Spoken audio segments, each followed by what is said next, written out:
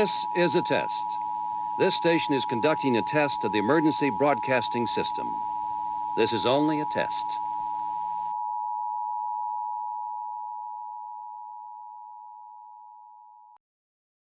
Hello, everybody. Welcome to November Dirty Rectangles Online. Hi, everybody. Hello. Hi. Hello, We got a full house here tonight. How's everyone doing out there in internet land? Hopefully super great. Let's get some early Doritos in the chat because I'm just feeling like giving out these Doritos, right? Let's get some Doritos. Also, we have a full house of Rectangles organizers here, including the one and only Liam Sauve. Hi, how you doing? What's up, baby? Hell yeah. Doing great. Feeling fine. Hell yeah. Eric Billingsley, how are you? I'm pretty good, thank you. Kicking it. How are you? Oh, thank you. I'm doing great. Jonah Davidson, looking very purple today. Hello, I'm doing pretty good, and so are my plants, thanks to this cool-ass mood light. It's so rad. Yeah, it's pretty good. Are you growing weed over there, Jonah? That would be way more interesting, and maybe I should consider it. Eric McQuiggan, how you doing tonight? I'm doing quite well. Not bad for a November Wednesday night. Oh yeah, it's good to see you. We also have Yuffie hanging out with us. What's up, Yuffie? Yeah, Yuffie. Do you want to say Yuffie something to the content. chat? Nothing. Nice. Nothing. Cold shoulder. We all get the cold shoulder from Yuffie. That's good stuff. Yeah. If you sign up, tier 3 emotes, you can Yuf in the chat. Feel free. And we also have Yuf in the chat. That's our new thing. Also, we have James from the internet. What's going on, James? Derek, you're supposed to say that I'm looking sharp today. Oh. Get it? Oh. Sharp. Oh, I see. I missed it. I missed the setup. We'll rehearse next time. Hello, I'm doing great. Excellent. This is awesome. There's normally not this many people here. Thanks for joining us for this next month of awesomeness. We got 3 amazing presenters lined up for tonight. But before we get to them, let's talk about what's going on in the world of video games. I'm going to pass it over to our own computer. James. Yes. Hey, James. Hey, James. You're looking sharp today. Hey, Derek. Thanks, Derek. Yes, we'll do our top-rated segment other than our guest presentations and me and Derek's 2 main comedy shows. Our announcements. We don't have a lot of them this month because everything already happened kind of earlier in the month. Wordplay already happened. There was a great talk by Megan Byrne earlier today, which we boosted on the Twitter, but obviously it's already done with now. But there's a few things to share. It's sort of a local thing, although not local to here, but local to near here. Used to be a very similar organization to Dirty Rectangles running out of Hamilton. It was the What was the name GDD of it? What was the name? Game Dev Drinks. Game Dev Drinks, that's right, over at the Pheasant Plucker, almost said that wrong, in Hamilton. And some devs from the Niagara region used to join them as well. They're starting it up again, not live, unfortunately, but in a Discord. So, actually, let me, hold on. Cool. Are you doing some magic here? Some computer magic? Yeah, I'm trying to, hold on. This is why we turned you into a computer to begin with. Yeah. Oh no, it's just a Discord link. So we'll throw that in the channel link, in the chat. I mean, but something else that I do have set up. Ooh. Having been to Game Dev Drinks many times, it is a good time, and if you're in and around the Hamilton area, for sure go check it out.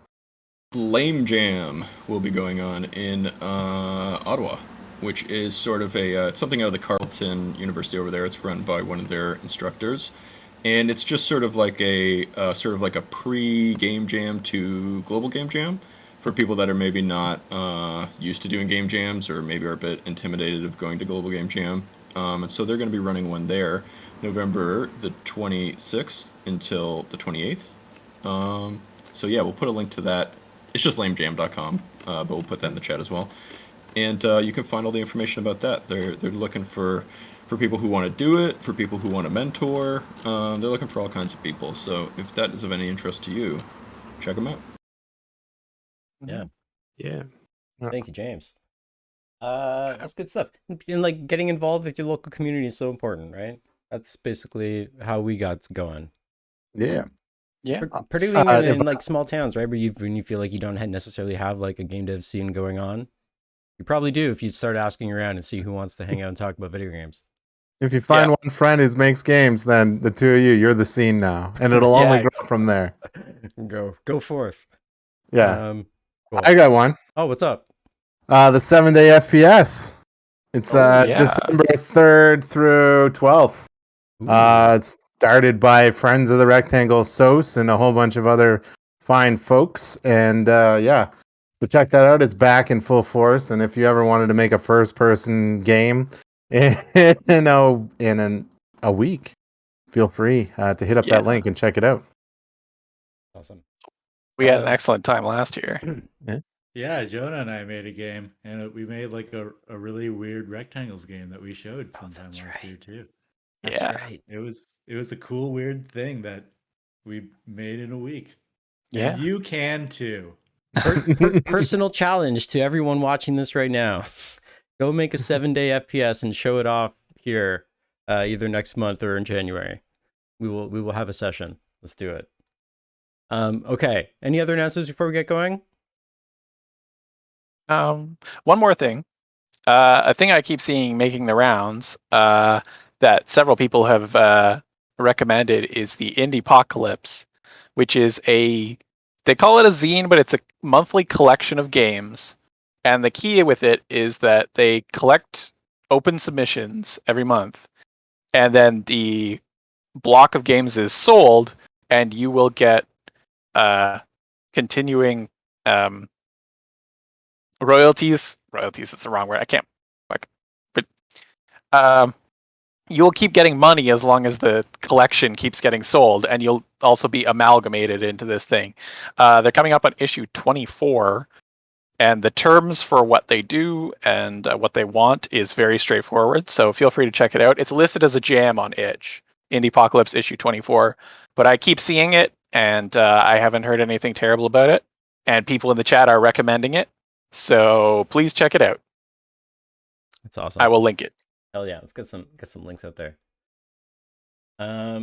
Cool. As I click around many buttons, I believe that's it. We ready to do this? Shall we move on to our first presenter of this fine November evening? Let's do Sounds it. good to me. Yes. Yes. Also, Kezia's here. Hi, Kezia. We said hi to your cat earlier, but not you, so. That's true. Hi, everybody. I Alright. thought I'd drop in and say hi. No, we I'll appreciate point the camera back at Yuffie well, if she's still there. Who knows? If she's still there, I'll point the camera back at her at the end. Perfect. All right, folks. We will be back with our very first presenter of the night. Do not go anywhere.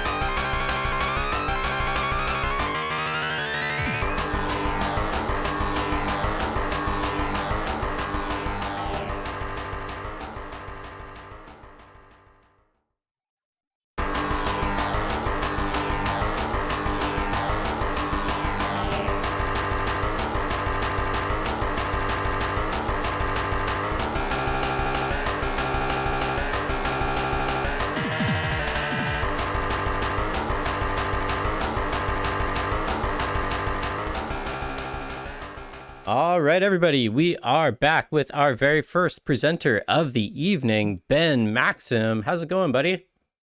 It's going all right. Can't complain. All right, I'm excited to have you on the show here. Thank you. I'm excited to be here. Let's see what you got. All right. As you can see, I've died, so we're gonna start the game anew. After a rough start. Yeah. I said after a rough start. Off to a rough start. I've already died. I haven't even done anything, and I've perished. So this is a little dungeon crawler game that I've been working on for a couple months, and I guess I was seen on Twitter, so that's how I got here. But yeah. So this is the starting room. You get three weapons. 3 choices of weapons, and then you descend into the dungeon, and it's pretty straightforward. Yeah, the isometric view was really fun to figure out and how to program.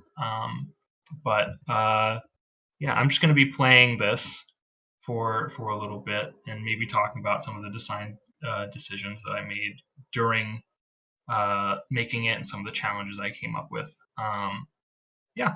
So going into this room, it's a shop. This is I think what got me onto the show today was this lion shopkeeper, who I could attack. Actually, I could fight them right now. I can confirm that was the actual tweet that I saw. That then I asked you to come on the show. Yeah. So this lion shopkeeper, basically you can fight them to get free items. but I'm not going to fight them right now because I have 1 health because I paid for this item with my health, and that's one of the game mechanics, is that you pay for items in the shop with your health points, and that will be relevant in a little bit. I guess I'm going to fight the boss. I don't know why I decided to fight the boss right now, but so this is the boss fight. So every level has a boss. It's pulled from a pool of enemies. And right now I actually have 0 damage because I picked up a ring that lowers my damage. And rings are a mechanic in the game where they all have unique effects. And that was basically a way of giving player runs more customization and more variety between runs, other than just giving the player different upgrades and different like stat boosts and stuff. So what this ring does is it gives me more luck, which is this stat here, but it reduces my damage and my jump. So I also can't jump when I have that ring equipped. So you're just de-equipping it when you get your damage back. Eh? I thought maybe it was like a cursed ring or something, but no. It's there are rings that raise this stat, which is curse, and that basically makes the game harder.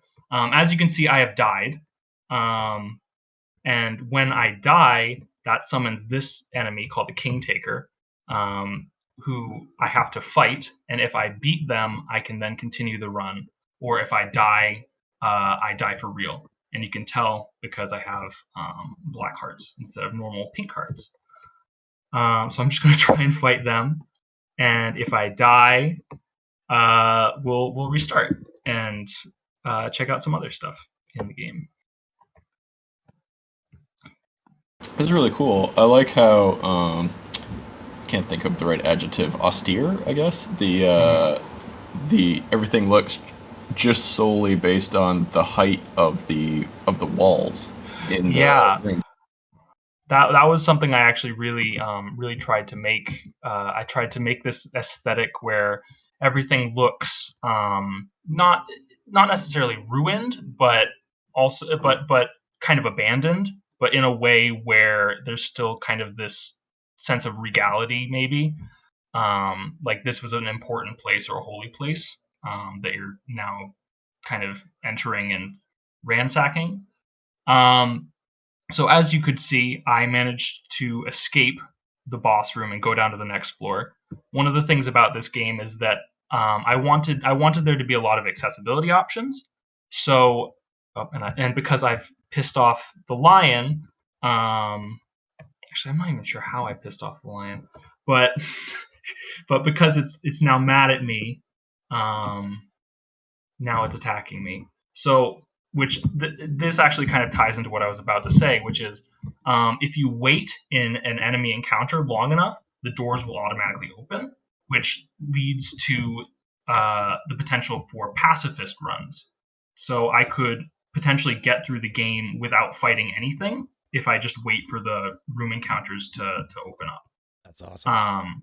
Yeah, which is also, I think, really good for players who may not have, the ability to play the game to a certain mechanical level, like if they don't have certain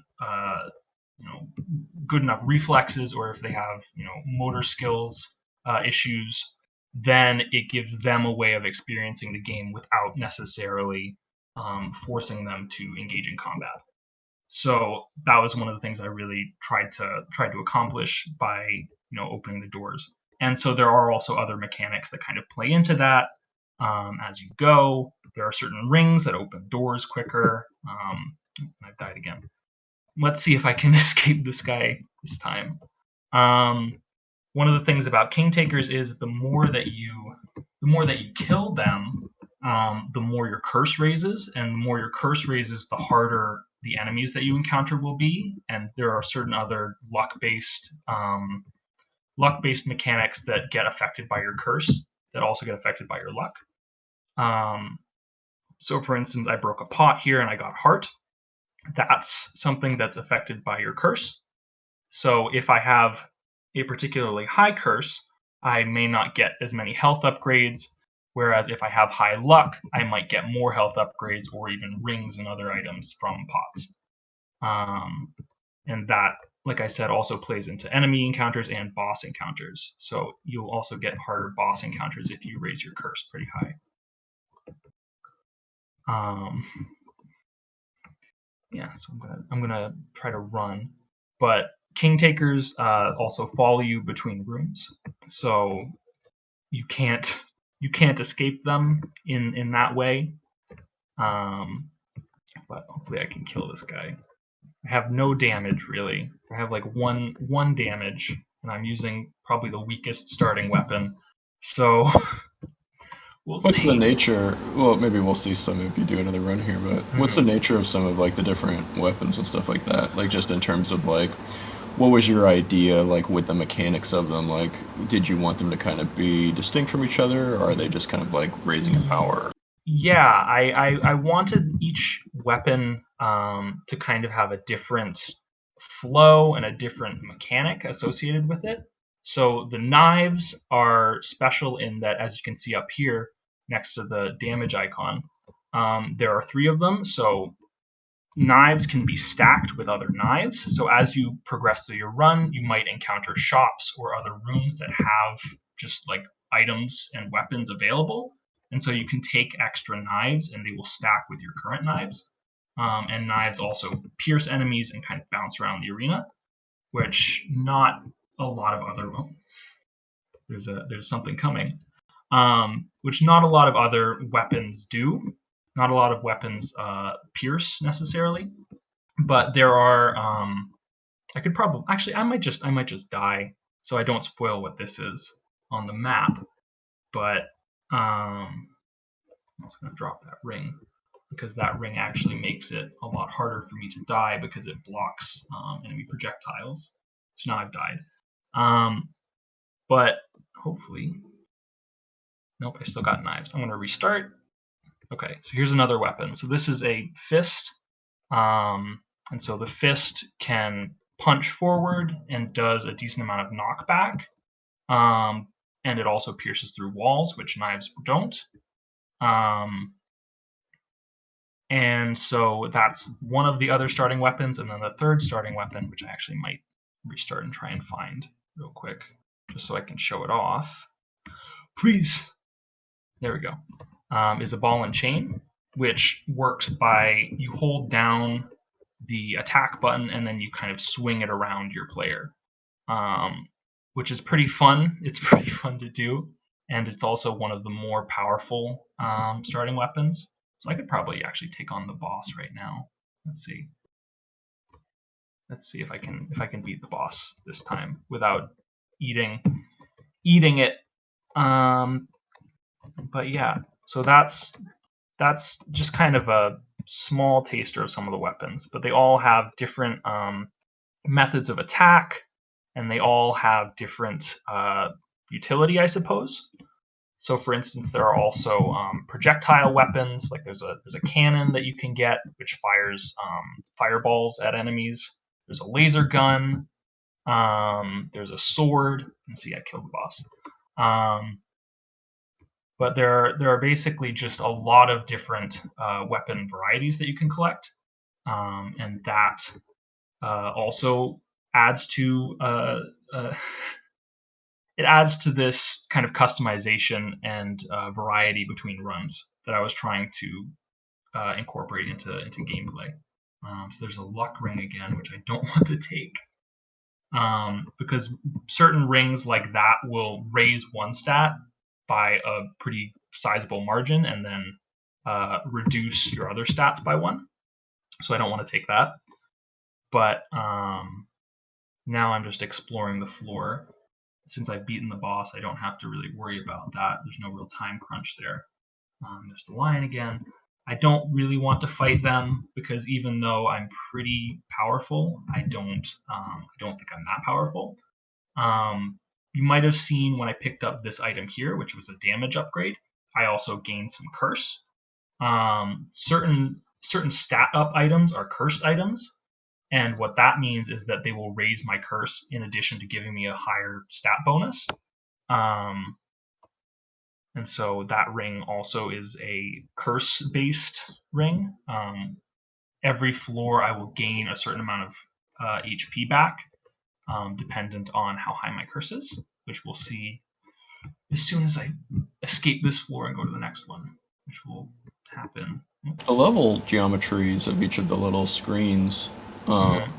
they seem very dynamic. How Yeah. dynamic are they? Like, it seems like everything right down to the lighting. Like, obviously, a lot of the stuff seems like these little props and stuff like that that you can interact with. I saw you were like Mhm. knocking the boxes around and stuff like that. Yeah. Even just the individual tiles, like in terms of like, we've seen some screens where there've been like stairs, and then there's ones like this that have a big column. Mhm. Like, is everything fairly? Uh, Or the- it's it's fairly dynamic. The level generation works in such a way where basically I create an image file. This is all programmed in GameMaker, so I use a sprite from GameMaker. And the good thing about sprites in GameMaker is that they have different frames of animation. Um, and so what I do is I take one of these sprites and I basically use each frame as a different elevation for the floor and the terrain. And so the game can read those images as level data, basically, and that will construct the geometry of the levels and the stairs and the terrain and such. Whereas a lot of the other stuff, like the pots and the debris and the grass and the decor, is generated separately, and that stuff will change on a room to room basis. Whereas a lot of the terrain is kind of static. So each room layout is already pre-constructed, but all of the placement of enemies and props and stuff is dynamic between rooms, which is really cool because then sometimes you get rooms where there's a lot of pots or a lot of enemies in weird positions. And it also means that you can get enemies in certain rooms that may be advantageous to the player, or certain rooms that might be really, really shitty and garbage, and you could die, which hopefully I won't have happen. But right now we're still in the early game, so most of the enemies aren't too bad. Like, these are mostly bats, which are annoying to deal with, but not the worst to deal with because you have to kind of jump to hit them, or you can wait until they come down and attack you. I was just looking at some of the other games that you have up on itch. I see you've got like some platformers and stuff like that, and like Yeah. shooters and things. But you also have this game, Goldier, Yeah. which seems sort of like a dynamically generated kind of game as well. Yeah. Galder is it's like an island simulator game, and that's my most recent release after this one. This is a fun room. It's like a little garden. And Galder is basically like a game. It's also more or less isometric. It's not quite isometric perspective, but it's close enough, I guess. And so it uses not necessarily a similar mode of level generation, but it uses a similar kind of mechanic where you can kind of raise and lower terrain in the sea, and like waves are procedurally generated based on wind, and there's a lot of similarities in that vein. But I think in general they're kind of, I don't know. I think coming off of the back of Galder definitely influenced this game's style and art. Particularly as, I like isometric games and I hadn't made one for a while. The last one I even tried to make was just something I kind of threw together and then dropped eventually. It's just like a tester project or something. Because as game developers, there are a lot of projects that you kind of start and then drop. But I hadn't really had a chance to make an isometric game for a long, long time. So it was kind of nice to get back into that with Galder. And then I was thinking about it, and I was like, oh, here's an idea that I kind of want to try out, but I don't really know what I want to do with the art direction for it. So then I took, I guess, the direction that I was going in with Galder and applied it to a dungeon crawler, and here we are. I love that call it that you just had there when you completed the floor, I guess, and there was like pacifist. Forgot exactly what the word was. Pacifist bonus. Probably. Bonus, and it was 0, right? Yeah. Just to call out Yeah. that possibility, if you haven't actually thought about it yet, that you could actually get through this without just murdering killing everything, anything. right? Yeah. Yeah, that was another thing that I really wanted to stress, was like giving the player the knowledge that these possibilities exist is really powerful as Yeah. well. Just like, because a lot of games don't really do that, but you know, giving the player the knowledge that, oh hey, I maybe don't have to kill everything in this game. Maybe I can just kind of run around and look around and explore. Yeah. I think that's really, really powerful from a design perspective, because it gives Interesting. the player, you know, the ability to make choices based on that. So it gives them kind of more agency in that sense. We're seeing some new enemies now, like that enemy over there. Oh, and this is actually cool. So up here, you can see that there's a doorway in the wall here that I can't quite reach, and that's a secret room. And if I had more jump upgrades, I could get up there, but I only have 2 jumps right now, so I can't quite make it. But I might be able, if I'm lucky, maybe not, I might be able to find a room with stairs or something that lets me get up there easier. And I can utilize that to get whatever item is waiting for me up there. So many game developers go for like some sort of a wing flap, or usually like a somersault on their double jump. But you've gone with the interesting choice of a spin, which I respect. It's very good. Yeah, I guess I'm kind of using the DNA of Mario World here with the spin jump. I was considering having like a backflip or a somersault or something, but it's really, it kind of comes down to me being lazy and doing the art assets, because just making like 8 directions for the player character is so tedious for me that it's just like I cannot conceivably add in all of the frames of animation for a backflip in each of the 8 directions. It's just like unfathomable. But that being said, it was definitely something that I considered. I'm just counting all of my hearts, because as I said, you pay for shop items with health. I could actually get a jump upgrade. I still don't think I can really get up to the secret room even with 3 jumps, but you never know. I might be able to. What's the main way to heal? Just like finding pickups? Mostly finding pickups, but there are some other methods of doing so. Like this ring, for instance. Every time I complete a floor, I will get an amount of health equivalent to how much curse I have. There are other rings that increase the amount that pickups heal you for. There's a ring that lets you eat corpses. So if there are organic enemies like bats or lizards and things like that, you can actually eat their corpses and gain health and sometimes curse and damage, instead of, you know, just leaving them here to sit around and rot. I'm gonna pick this up. Actually, you know what? I'm going to piss off the lion, but it doesn't matter because they're gone anyway. And so the other thing that this ring does is when I die, it gives me back more health. Because normally if you die and you're fighting a king taker, you start with 3 HP. But because I have 4 extra curse, it gives me more HP to start with during that. A time-honored tradition of eating things in games that you shouldn't. Yeah, I'm stealing that DNA from NetHack. Just gonna say that. Just the idea of eating enemy corpses is always something that I really, really liked in games. And then Catacomb Kids is another game that does that. Oh, here we go.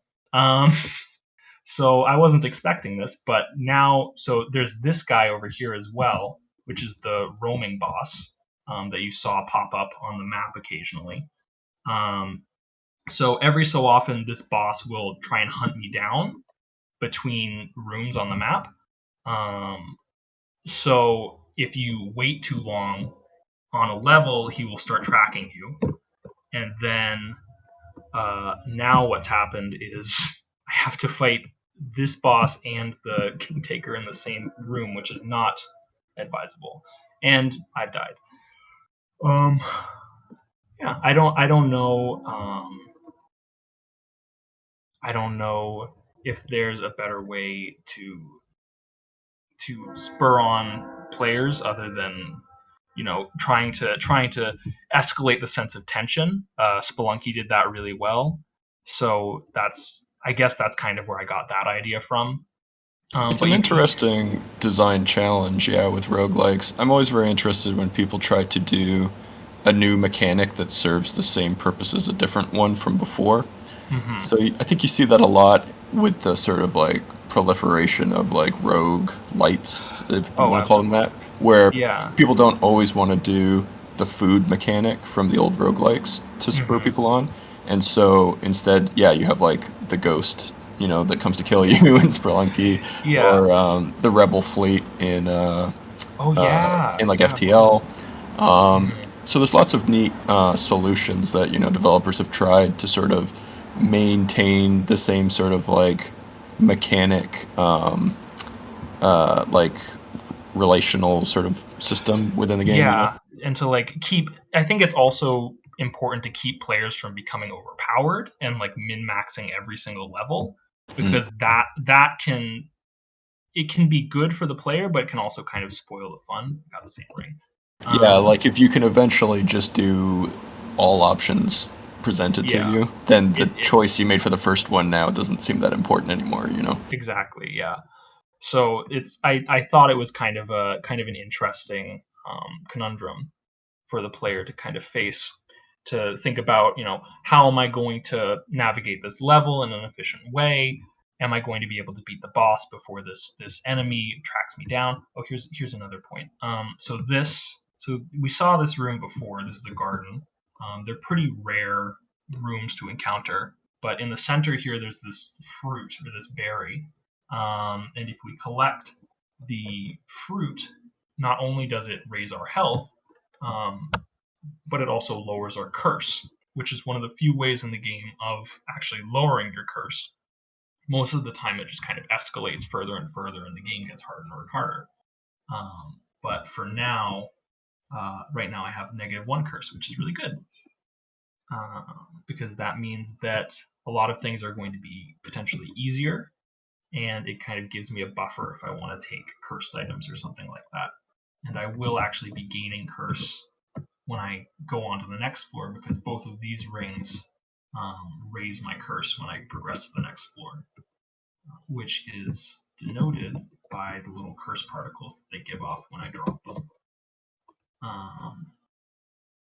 And I should also point out each ring in say the shop like this, it has different particle effects associated with it, and that's kind of how you identify what ring it is without picking it up. Which is also kind of DNA borrowed from NetHack. Just the idea of, say, potion identification, wand identification, that sort of thing. Actually, interesting bit of emergent gameplay, because I had -1 curse. This ring, which normally gives me health dependent on my curse, actually took a heart away. I didn't realize that would happen, but it does.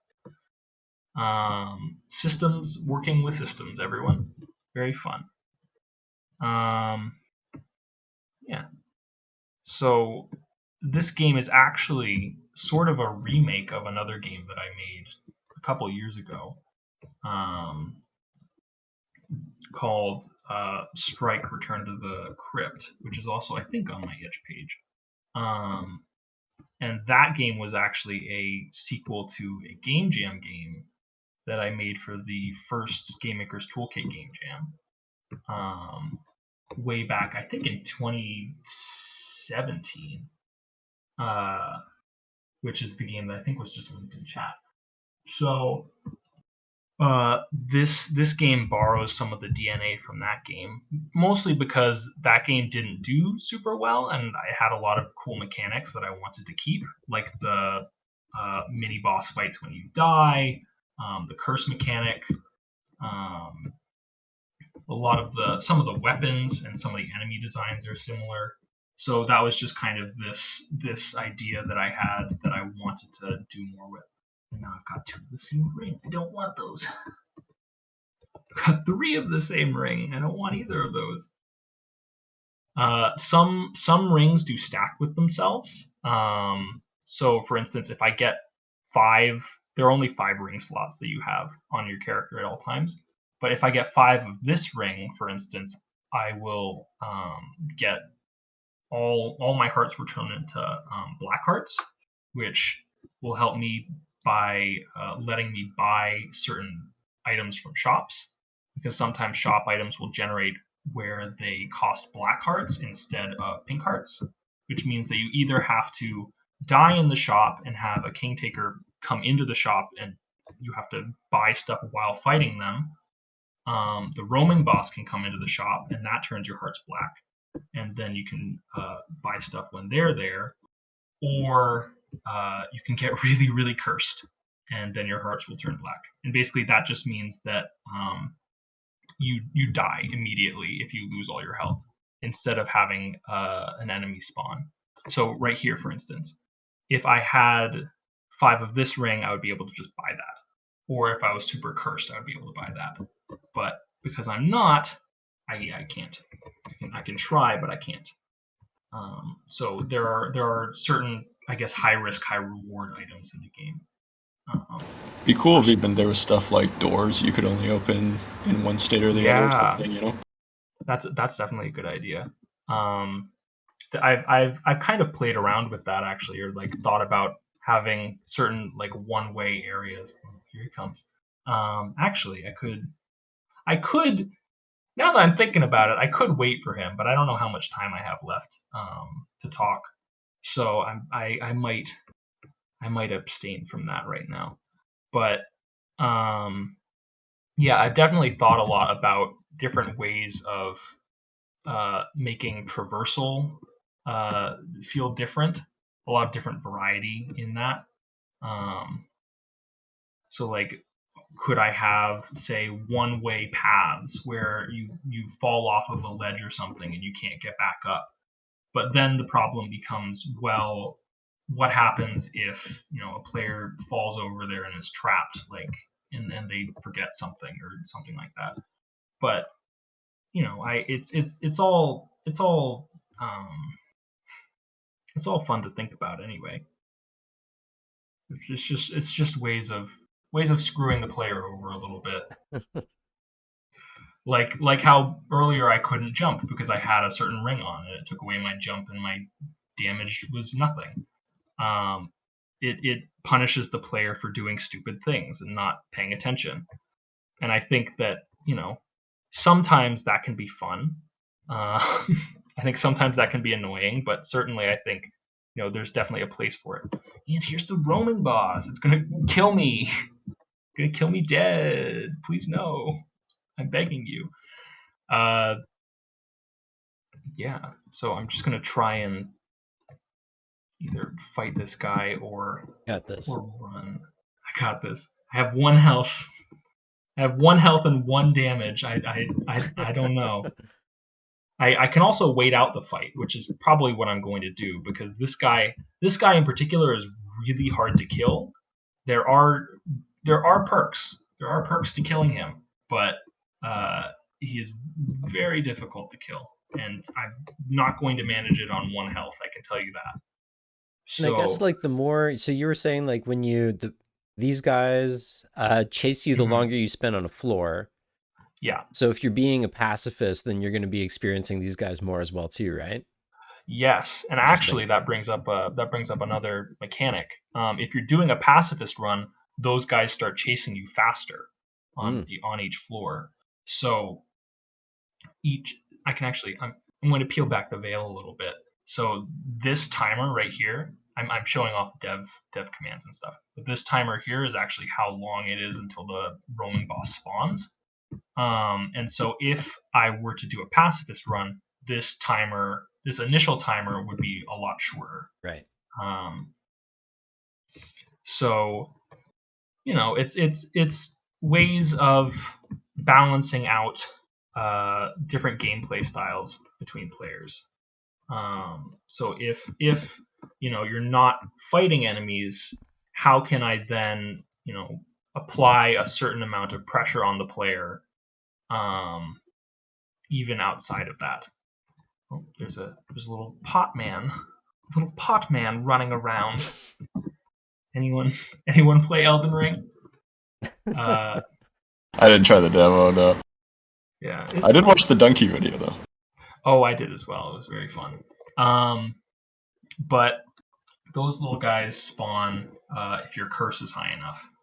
So once you get sufficiently cursed, pots will start getting more and more annoying to loot, which is again a consequence of it's making the game harder based on the scaling stat.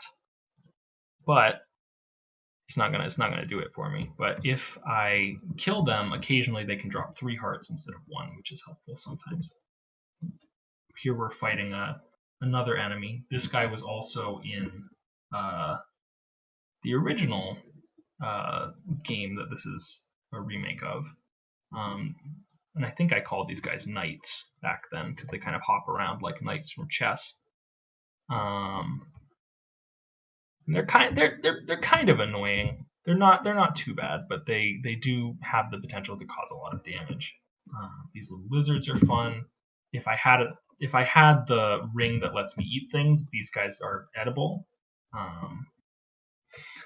These guys are edible. You can see I kind of get this little shield effect. That's from the purple shield ring that I have on,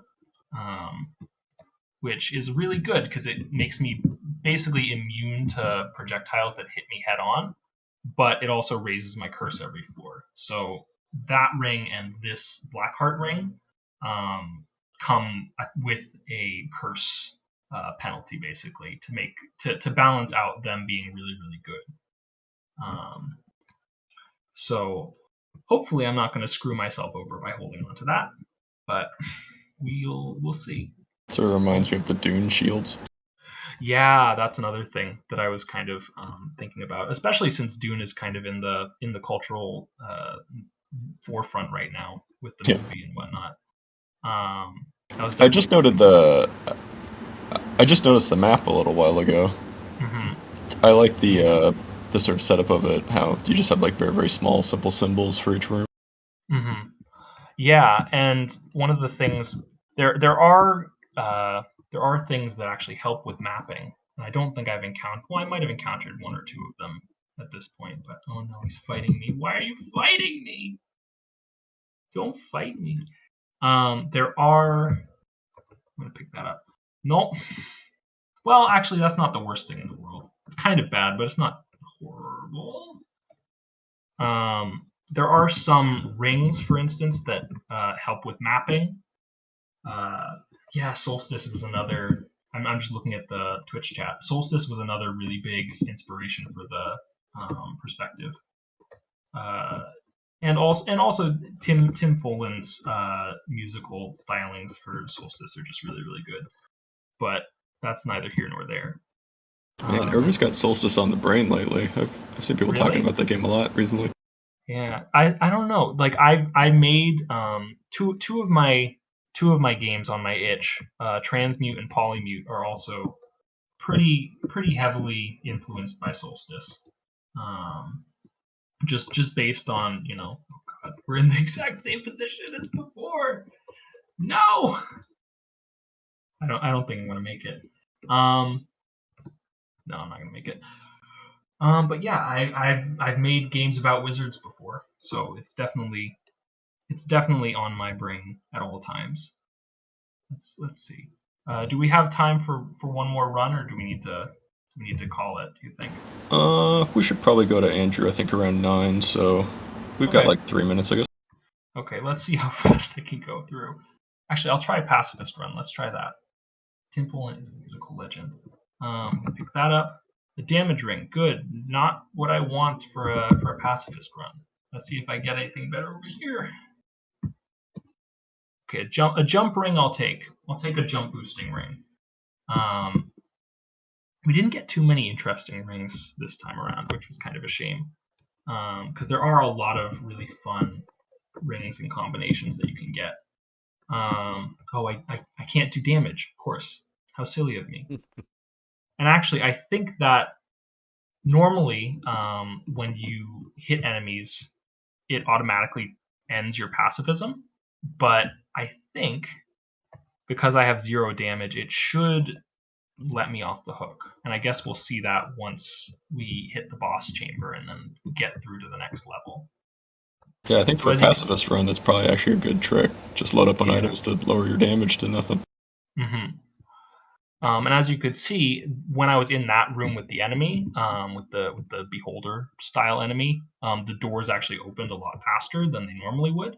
That's another bonus to pacifist runs. And as you saw right there, it did the same thing. As you go through the game as a pacifist, doors will open automatically a lot faster. That was a frame perfect door entry. Yeah. Well, it gets really fun. It gets really fun trying to figure out if you can actually get through a door. And also, especially when you have I have a button that just kills things automatically for me. And when I do that, sometimes the doors are still raising up in a room, and I'll just be spamming the kill button as fast as I can. And so the door will be halfway up, and I'll have to run to it and pray that it's far enough down for me to get through it. So when you're in a boss chamber, you have to survive for the full amount of time. So I guess we'll see. We'll see if I can get through this by 9 o'clock, maybe. It's not a hard limit. I just, Yeah. Well, I mean, I'll try to. I don't think I'm gonna. There we go. I don't think I'm gonna be able to finish a run. As you can see, I got the pacifism bonus. I don't think I'm gonna be able to finish a run, but yeah, I think I'll probably just call it here. Right. Yeah, I thank you very much for having me on and letting me ramble for however long. This has been really fun. Oh, it's great. No, I Thank you. really thought it looked cool. Like I said, the visual style of your game obviously was what sort of attracted to me to it in the first place. But it was neat seeing how mechanically creative it is as well. It seems really great. Yeah, very cool stuff. Thank you. So cool. Yeah. Let's get some Doritos in the chat for Ben. Ben, thank you so much for coming out. It's also probably past your bedtime, I assume. A little bit. It's 10 o'clock here, but I'll survive. Hey, get to bed. You've earned it. All right, folks, we'll be back with our next presenter. Don't go anywhere.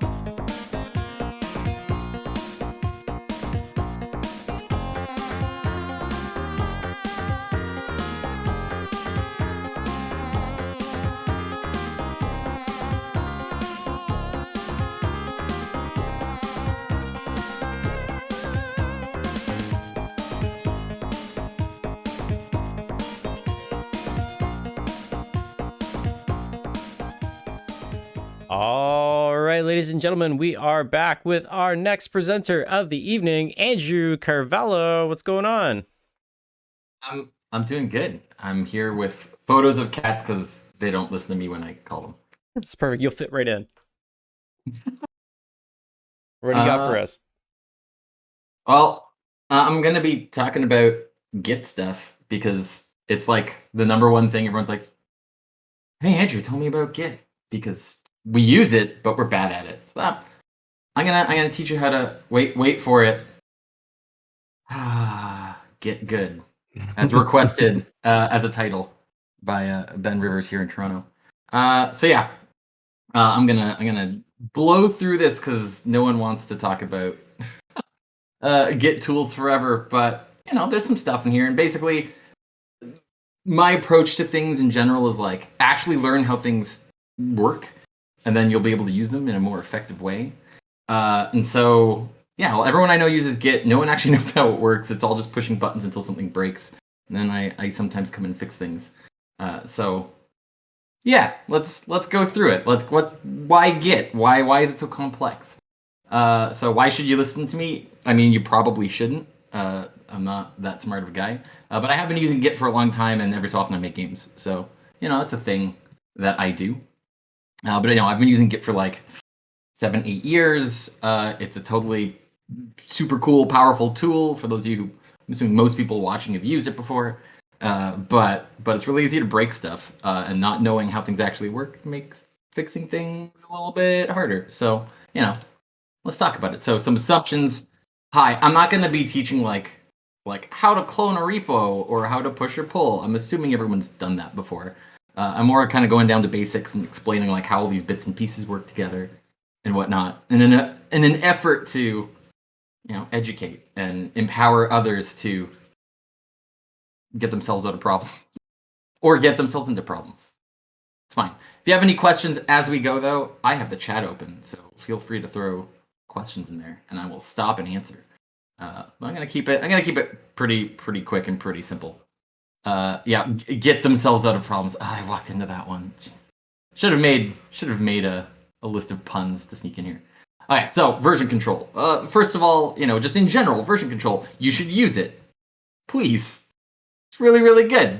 It makes sure that you don't lose all your stuff, even if you're working solo. I'm not going to go through the reasons why. Just trust me on that one, please. But there are a lot of options. You might be using SVN or Git or Perforce or Plastic. I don't care what you use. Use something. But Git is obviously the most popular because it's free. It's not Dropbox. I think a lot of people who aren't maybe programmers are like, it's like Dropbox, right? It's like, it's not. Those have their own place, but they are not, you know, they're not replacements for version control. Their version control is a lot more powerful. And lets you track changes to an entire project, you can jump to previous versions at any time, snapshots whenever you want them, and not when like Dropbox decides to make them. You can collaborate with people and stuff. It's good. It's a good time. Use version control. But Git isn't just a version control system. It is a distributed version control system, which is why a lot of like weird stuff happens with Git. But all this really means is, you know, some version control systems, you have one server, everyone pushes stuff up there. Great. And when you pull down stuff, great, it's coming from this one server. It's centralized. There's one place. So you need to be online. The only way to check stuff in is by pushing it out to everyone else, which might not be great. But it does have some fancy features like file locking, which can be good for certain engines. But Git doesn't do that. Git's distributed. Git, everyone has a local copy of the entire repo. And I'm not talking about the files. I'm talking about the whole thing, all the history, all of it. You got all of it on your computer. Which is really cool because you can do a bunch of stuff offline. The way that works is when you push and pull, for those of you who have used Git before, when you push and pull, you know, you're just synchronizing your repository, saying, I want this part of my repo to overwrite what's on the server, or I want whatever's on the server to come down and overwrite what I have in my repo. That's what a push-pull is actually doing. It's just keeping things in sync. So I usually have one remote that everyone pushes to and pulls from, and it handles all that merging and synchronizing stuff. But you get to work offline, and that's cool too.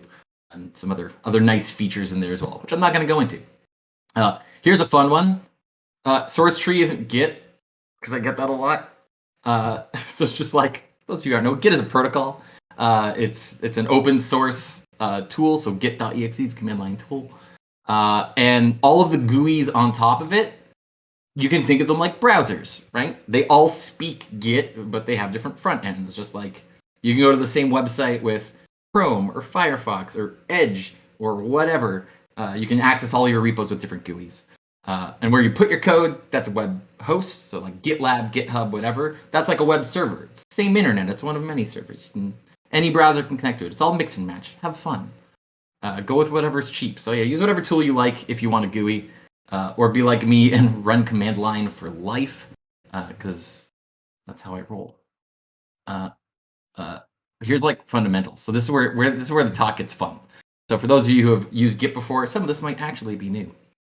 So things to know. Commits. Commits are cool. Git is made out of a bunch of them, and they all kind of chain together. So whenever you make a commit, each commit points to its parents. You might have one, you might have more than one, but it's basically pointing to the commit that came before it. Great. That's cool. They make a chain. Or if you're a programmer, then it's a graph, whatever.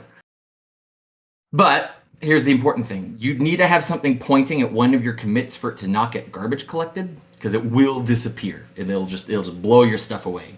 So you need to make sure something's always pointed at your commit. So that's a rule. So what does this actually look like? It's not that bad. I came prepared. Oh, I have a tablet. And so yeah, you have like 3 commits. Actually, I'm gonna do this in orange because there's a method to my madness. So let's say you had 3 commits in this order, left to right. Well, each one of them points to its parent. My shoddy arrows.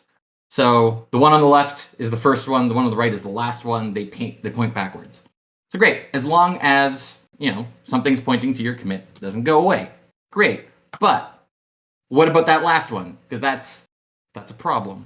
Nothing's pointing to this commit all the way on the right.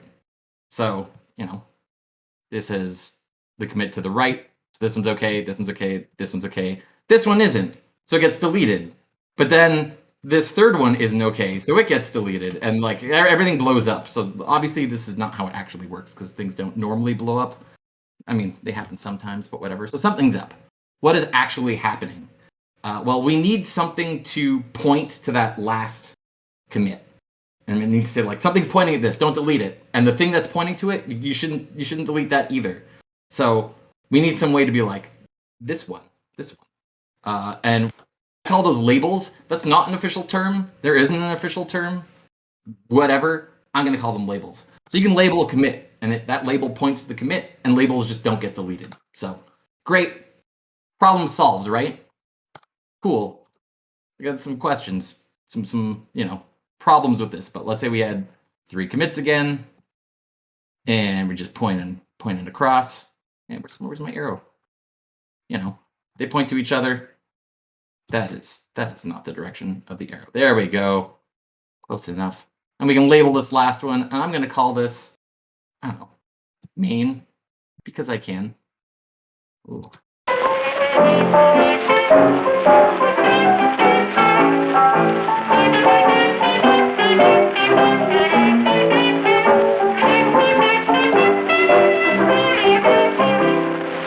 Yes. Yeah, we're good. Maybe. Gonna wait. I see a Dorito. Does that mean Dorito means we're good, right? All right, there we go. Cool. Audio's done. Look at that. We're good. Where was I? Okay, I'm gonna pause myself because I don't want to watch myself from 30 seconds ago. That is not necessary. Yeah. Okay, so I labeled audio. I labeled all the commits audio. So yeah. Commit, we don't want it to get deleted, so we need to point something at it. So we point this label that I have called main. You might know where we're going with this. We're pointing at this commit, and we're saying, don't delete this commit, and don't delete my label, and now everything's stable again. Perfect. Awesome. We're all good. Except, we're not actually good. We're never good. Because what about the next label? Do I have to make a label for every single commit that I make? Because that seems silly. Every time I commit, it's like, okay, well, what I could do is I could go over here and make a new commit, whatever. Cool, new one's up. It points to my parent. The arrow. I wish arrows were more consistent. And I'm like, okay, well, let's just get rid of this main. And by get rid of, I'm actually just gonna move it. Let's point main at this one now, because the one it was on before doesn't really need a label. This new one does, and I can just reuse that same label. Well, aren't we lucky? Git does this automatically. And there's two types of labels. And one is tags. Tags are immutable. So this is a screenshot from Gmaster, which is the Git tool I use when I need to visualize something. And so that circle thing, that's a tag, and it never moves. When you commit, that tag gets left behind. It stays in that commit forever. And that's a lie, because you can totally update them. You can like tag another commit with the same name, it'll overwrite it, and then you can force up to the server. Git lets you do whatever you want. But they're supposed to be immutable, they don't change. And then you also have branches, and a branch is also a type of label, and a branch will automatically move to the next commit, just like what I just did. So like, you're on that last commit, it's got a branch pointing at it saying main, and you make a new commit, and you push it, and it says, great, I'm just gonna move this label up for you because that's probably what you want. That's it. And then we always have something pointing at the end of our chain, and everything's good. Great. This is the basics of how Git works. And this is why it's so weird. So if you ever used a GUI that's trying to draw these branches, you can see some weird stuff going on. And it's not that weird, but like you'll notice the branches sometimes flip around. So like main is branched off of something else, but then something else might be branched off main. It's because there are no such things as branches, at least not as a series of like, this colored line is one branch. That doesn't exist. A branch is just pointing at one commit and you're looking at all the history before it. That's a branch. So you get shared history, you get all this fun stuff. This is why things can look weird in your Git repo sometimes if you're trying to visualize it. Because it's not... Branches don't look like the way that you might think they would. They're just pointers and pointing at things. So what does that mean? How does this work? I'm actually going to go backwards real quick because I want to make sure I didn't miss anything. So, why is my head detached? This is another thing that happens a lot. Your local repo has a head. It's basically whatever commit you're currently checked out on. That's your head. The commit your workspace is based on. So like when you're working and it's like you have pending changes based on this other commit. That commit, that's head. That's what you're pointing at. How does your head get detached? It just means you're not on a branch. That's it. It just means you're not pointed at the end of a branch or something. So it's actually not that scary and not that complicated. So it just means maybe you checked out an old commit. You wanted to check something out. Oh, I want to see an old version of the game, whatever. It's just going to move you to a commit that's not really pointed at by anything other than other commits. But what if you want to make a commit based off of your headless commit? Just make a branch. Git checkout -b, you give it a branch name, or you make a branch in your GUI tool. Now you're on a branch again because you just made one, and then you can commit to it. Very, very simple solution for something that sounds a lot scarier, than it actually is. But let's actually mess around a little bit before we get ahead of ourselves. So where am I? I'm over here. I have my command line tools over here. I'm going to try and make the font a little bit bigger. Looking at it on stream, it looks a lot smaller than I thought it would. Is 36 too big? Push the limits. I don't know what that means, but it worked. Great. Errors, ignore them. It'll be fine. So here's how I have a little Git repo. Doesn't have much in it. If I go to git log, hello, it's just one commit and one file. You can look at it in my tool of choice, Gmaster. There's just one commit. I've got a branch called main. We're all good. So, yeah, we could edit this file. We can make changes to it. We can do a whole bunch of stuff. So I'm going to really quickly just open up a text editor. And my tool of choice for that, generally Visual Studio Code, because it opens relatively fast, but maybe not streaming a bunch of stuff. You can do it. I have a baby laptop. I really should work on a real computer. Great. So I'm just going to open up that one file that I have. I'm doing it on another monitor. Sorry. It'd be something to look at. I'll dance around. I don't know. Dirty rectangles Git. There we go. File. So this repo has literally a file called file.txt because I am nothing if not, verbose and clear in my writing. So there we go. That's the file. This is my first commit. Here's more stuff. Cool. Bam. I save. Now, obviously, we're going to get some changes in Git. I'm actually going to do this from the command line again. So if I hit enter, oh, I have one modified file. Cool. Git. I'm just going to go ahead and add it. I'm not going to talk about command line stuff. But basically, I added the file, stage it for commit, and I'm going to git commit. I'm going to open up good old Vim because I never change defaults. Hot tip about your commit messages if you don't have a tool that does this automatically. First line's your title, second line shouldn't have anything, third line has your actual changes. So there you go. So I'm just going to call this, change file. Change file. Well, sure. Change file. Changes the file.text file. Cool. Whatever. You should have good commit messages. It's a good practice. All right. So I'm committed. Figure that out because Vim always screws up my command prompt. If I go back to here and hit refresh, hey, I've got 2 commits. And you'll notice that the arrow points the opposite of the way that I drew it. Again, GUIs like to lie to you, right? Same thing with clicking on main. You've got this weird thing where it's showing you this branch, but it's not really. Main is nothing but this one commit. Everything before it does not matter. So understanding that's going to be really helpful when we do some weird stuff, on the next slide or so. So let's go back here and move along. So, okay, so you're doing some work. Great. And you want to do some other work. So you're going to make a new branch. You're going to do work on that branch. And then you're like, okay, now I got to bring my work back into the main branch. So I think everyone's somewhat familiar with the concept of branching.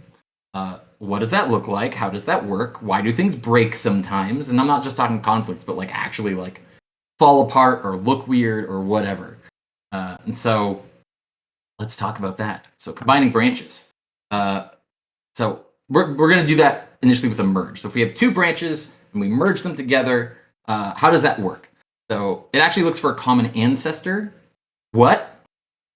Basically, it finds the commit that both branches share, the most recent one. So that would look something like, going back here, if we're on main, and let's pretend we branched off, a couple commits earlier. We'll do this, do it in orange as well. I don't think it's that confusing, right? And so got some more commits, and this one's going to be, I'm just going to call it feature because that's a good name. So I got feature and I got main, and I want to take all the work I did on these 2 commits on feature and I want to bring it into the main branch. So how does it do that? Well, it goes and it finds that common ancestor, which just happens to be this one, ancestor, and it does what is called a 3-way merge. It looks at the changes that have happened to the ancestor on the main branch, and it looks at the changes that have happened on the ancestor on the feature branch, and it tries to smush those together in sensible ways using that. So if you've ever had a Git conflict before and you're like, I'm going to try and fix this, and it opens up 3 files and you're like, what? Normally one of those is your base or your ancestor. One of those is your, they usually call them source and destination. They might actually give you the branch names. Source is, where your stuff is, like what's getting merged in, and your destination is the branch you're merging it into. And basically, you look at those 3 things. You're like, okay, what do I want to keep? What do I do? What do I not want to keep? Whatever. I'm not going to talk about resolving Git conflicts. That's a whole other thing. But it's a merge, and this stuff happens. This is how it happens. Use those 3 commits. So, right. So it finds that most recent commit that both branches share. It uses that as a base. It compares the changes that happened on each branch since that commit, and then it tries to merge that in a smart way. Usually, it works. It gets pretty good at doing simple stuff, and that's fine. And then merge code gets a commit. So merging, you basically need to if something changed on one branch and something changed on another branch, you got to bring them together. Okay, well, those are more changes. Where do those changes go? Well, they get their own commit. Cool. So the commit points to both parents. So it's like, hey, I'm pointing to both of these things on either side. I have a little bit of changes from both of them. So it kind of branches back in. But when you do that, which branch actually gets that commit? By which I mean, again, branches are just tagging specific commits. But if I was to branch feature or main, where does the commit go? So we know there's going to be a new commit somewhere. I'm just going to draw it in the middle. So where is this coming from? Well, it points to both of these, so that's not helpful. And what actually ends up happening is it just depends on what branch you're currently on. So if I was on main and merging in the feature branch, then because I'm on main and I'm making a new commit on main, it moves the main tag, just like it normally would. So main would move up. If I was on feature and I merged in main, it would move the feature tag up. Or sorry, the feature branch label up. Right? It just matters on where you are. That's it. And then all your changes are in here, right? So like we're all good. This is a happy face, right? We're all happy. What we want. Then this is what it should look like. Cool. So let's see what happens when we actually do this. So that's all there is to it. So let's draw a merge. Drew the merge. Everything should be fine, right? Let's actually set this up in our Git repos. Let's make some changes to our file. So I'm on main right now. I'm going to make a branch with some stuff on it. More stuff. Even more stuff, right? Great. Git add dash u.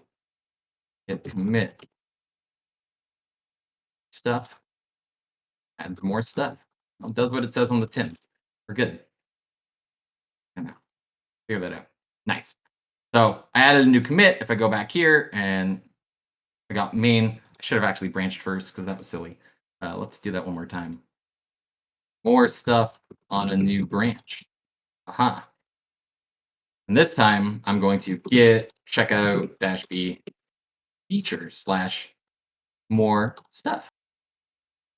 So I just made a new branch and I switched to it. And I'm going to git add onto this branch and git commit. No, new branch. Add stuff to a new branch.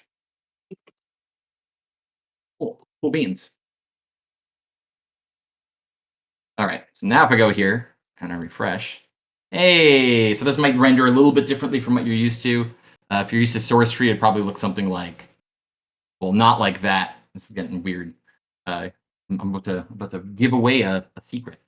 So right, we got some stuff on main, we got some stuff in a branch. Let's merge it. No, we just drew this out, but I want to show you in an actual tool what it looks like. I'm a monster. Git checkout main. That should be one word. The keyboard is slightly off center. Make room for my tablet, and it's weird. Git. So I'm just gonna get git merge feature blah blah blah blah blah blah blah feature more stuff. So I'm just gonna merge it in, and no issues, right? So we should see this little merge of branches. It comes back together. We get that new commit. Only, I lied. None of that happened. I know I'm a monster. I'm a terrible, terrible monster. Where are my slides? Here we go. So that was a lie. Yeah. So I'm. That's not how it works. Okay. So what just happened? Like, why does that not work? Well, we got this little message up here that says fast forward. What does that mean? Fast forward what? What do we fast forward? Basically, a merge wasn't necessary in that specific case that we had. Sometimes it will do what I showed, and I showed a slightly different situation just now. But this is actually a pretty common situation. Git will fast forward. So what actually happened? Let's draw some pictures again. So I'm just gonna kill this feature branch. I'm gonna kill all this stuff, and oh, that took the whole commit away. Come back. There we go. So that's a zoom button apparently. So let's say we're on main. Yay! And we make a new branch, and we add one commit to it, which is what we did. So I'm gonna point down here. We have a new commit. I'm gonna call this feature like I did before, and I want to merge feature into main. Why doesn't this happen? Well, I'll just do it in blue. Why not? Who cares? Why does this not happen? Because it doesn't have to. This is a linear series of commits, right? There is no branching happening here. So what happens when I merge this in? By default, and you can change this, you can customize Git, you can do all this cool stuff.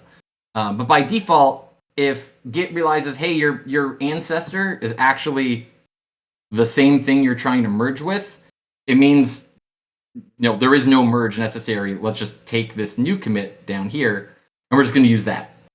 And how does it do that? Well, it just says, well, if you want to merge main or feature into main, all we're really doing is main's going to come over here too. We're both going to point to this commit. So feature and main are actually pointing to the same thing, which sounds weird. These are different branches. Doesn't matter. They're just pointing at a commit. So this is why when merging, we just get a flat line again. Now, because I was on main moved up, but it just caught up to feature. We're technically in the same thing, which looks weird. Literally, the branches are identical. Again, just pointers. They're just pointers. Whatever. So is this good? Is this bad?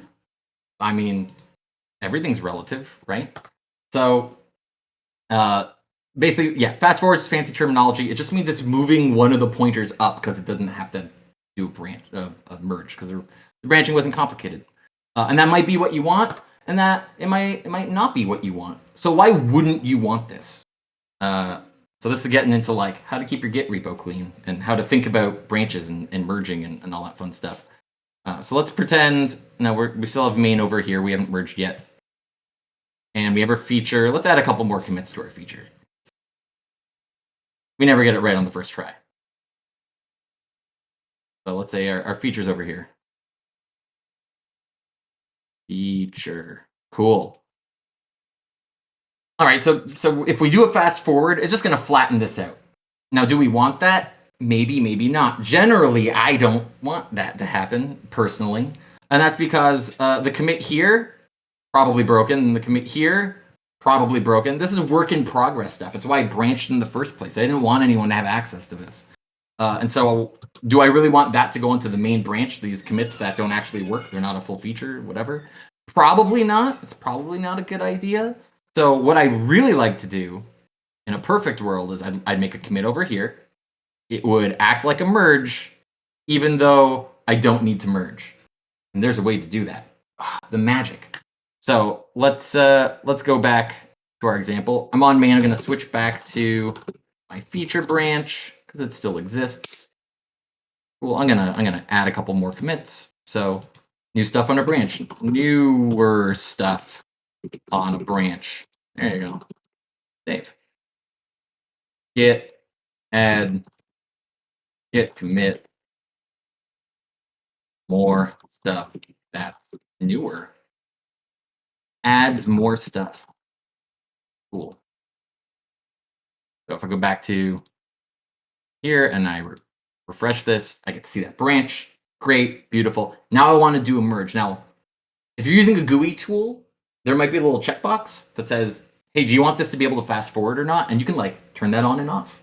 You can force it to not fast forward. If you're using Gmaster, which again, I usually just use this for visualizing. This does it by default. It doesn't really give you an option. It's not done yet. I like the tool, but it's still in beta. Or you can do it from command line and rock my life.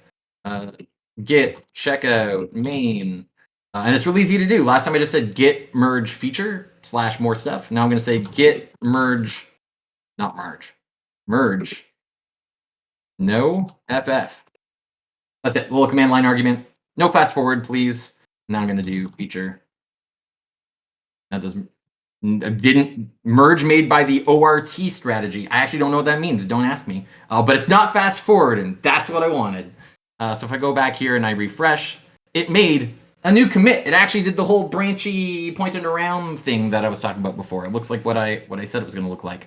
And here's the hilarious thing. If I click on main, I get one change in file.txt where I added new stuff on a branch. That's what I expected. And this commit is identical to the commit that came before it, which is also one file that makes this exact same change. Is this redundant? 100%. This commit does not need to exist, but whatever, it does now. What it does prevent is this in progress work. There's only one commit here, but in my drawing, it prevent all this in progress work from getting committed to the main branch. Might be what you want. Again, I like making sure that my main branch is always relatively clean, by which I mean, I could jump to any commit and it works. Just good work practice, whatever. Yeah, the main would be up here now. Cool. So that's merging. That's all there is to it. If you can't fast forward, so if you just do a regular merge and you don't put in no fast forward, it won't. It'll just do a regular merge like this, and the merge will actually do stuff, which is important. But this is fine. All right. Where's my slides? Over here. Trying to go quick. I know Git's not fun. So I promised that I would get you in trouble. Or I would teach you how to get out of trouble, but probably also how to get into trouble. So let's talk about rebasing, because rebasing's fun. This is just another way of combining work. This is my preferred way of combining. Just oh no in the chat. Rebasing's great if you know what you're doing and it's not that hard to work with. But I like rebasing a lot because it keeps your stuff. Everyone just like yay, keeps your stuff clean. Makes it the next year, Kezia, I will go as a rebase. I'll draw a rebase branch. We can go together. You can be one branch. I can rebase off of you. We can just go as individual commits. It's the worst Halloween costume idea ever. Dress up Yuffie as a commit. It'll be good. Yuffie can be a label. Just put main on the side. Okay, so what is rebasing? Why is it different from merging? What's going on? So rebasing. Okay, so it can maybe sort of kind of be hard to understand if you don't understand how Git works with all these labels and pointer things, but now you do, so it's actually not that hard to explain. Rebasing rewrites the history of a branch. That sounds really messed up and scary, but some cases it is scary, and that's fine. You can break stuff, that's for sure, but you can break stuff with a merge too. It's totally okay. So why would you ever want to rebase? I prefer it because it's clean. It keeps a very clean repo. Like you've got a little train track looking thing. It's also way easier to manage conflicts for a bunch of reasons. So I'm going to draw a conflict. What happens? So what if there was a conflict in this use case behind me or in front of me? I don't know. I guess I'm in front of it. So here was feature, but let's pretend there were some changes on master and what wasn't possible to fast forward. And now we've got, we want to we want to merge feature into main, but feature and main have touched the same file. So what do? Well, we're going to go back to this ancestor. It's going to try to do a merge, and it says you done messed up. You changed the same file in the same spot by two different people in two different branches. Git doesn't know how to handle that, so it spits back out to you, and you have to handle it. And how many conflicts do you get? You're going to get conflicts with everything that's happened here and everything that's happened here, all in one big conflict all at once. And it sucks. You can potentially get a lot of conflicts. And the type of work that I sometimes do, I help people finish games, I port games. It's really common for me to have actually a lot of commits. I'll diverge quite a bit while I'm going maybe console support in or whatever else. By the time I merge, it's like, hi, you have 100 conflicts, deal with it. And that's a huge pain in the butt. So I don't do that. I try to avoid it. And the way that I avoid it is with this fancy thing called rebasing, which I far prefer over merging. And what it's actually doing isn't that complicated. So if I wanted to rebase feature onto main, I'm basically just moving the branch. So why would I want to do that? What I want to do is avoid a bunch of conflicts all at once. I'm still going to get the conflicts. You can't avoid them. You're going to have to deal with them at some point. But dealing with them one commit at a time is a lot nicer than dealing with them all at once. So I'm going to actually number some of these commits real quick. So let's say this is, let's do this in blue. Commit 1, commit 2, commit 3. Great. So what ends up happening is we rewind our current branch. So it takes feature. So if we're rebasing feature onto main, it actually just stashes all this somewhere in RAM or whatever. Don't worry about it. It's safe, I promise.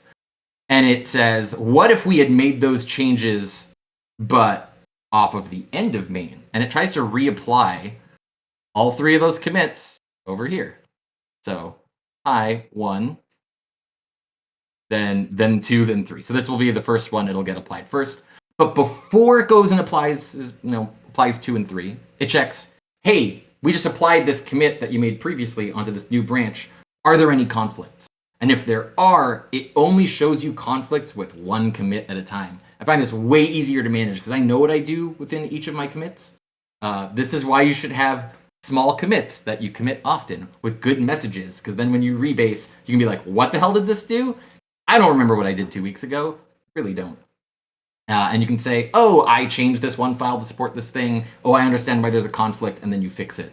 And then when you're done fixing it, you continue your rebase, like a git rebase dash continue, and then it goes on to the next commit, and maybe there's some errors there, and you got to fix those, so it'll stop, and you're like, great. And when you're done, it edits your commits, so those changes you're making actually edit what those commits are. So this isn't necessarily 1 and 2, it's like 1 prime, 2 prime, whatever you want to call it. And then you get commit number 3. Maybe this one was fine. There were only conflicts in those first 2 commits. Great. And now your feature is over here, pointing at this commit. And guess what? Now if we want to merge into main, no conflicts, because there's no more commits on main to merge with. Or sorry, there's no more commits on main to conflict with. So we do the same strategy as before. We do a non-fast forward commit. So this is just like an empty thing, even though it could fast forward, and main gets moved up here, And then you get this really clean feature where all your work's at this on the bottom. It's off of the branch, and you get a new full feature on main. And if everyone on your team is doing this, then your Git repo at a really high level, he says as he zooms out, will only ever look like this. Nice and clean. Because if everyone's doing this rebase workflow, you don't ever have more than, your dev branch and your one feature branch at a time. And it becomes really, really clear that like this main was here, that was feature 1, this might be feature 2, feature 3, feature 4. Really easy to jump through history. It's really, really nice. So I like rebasing. Why doesn't everyone do it? Well, there's some good reasons for that.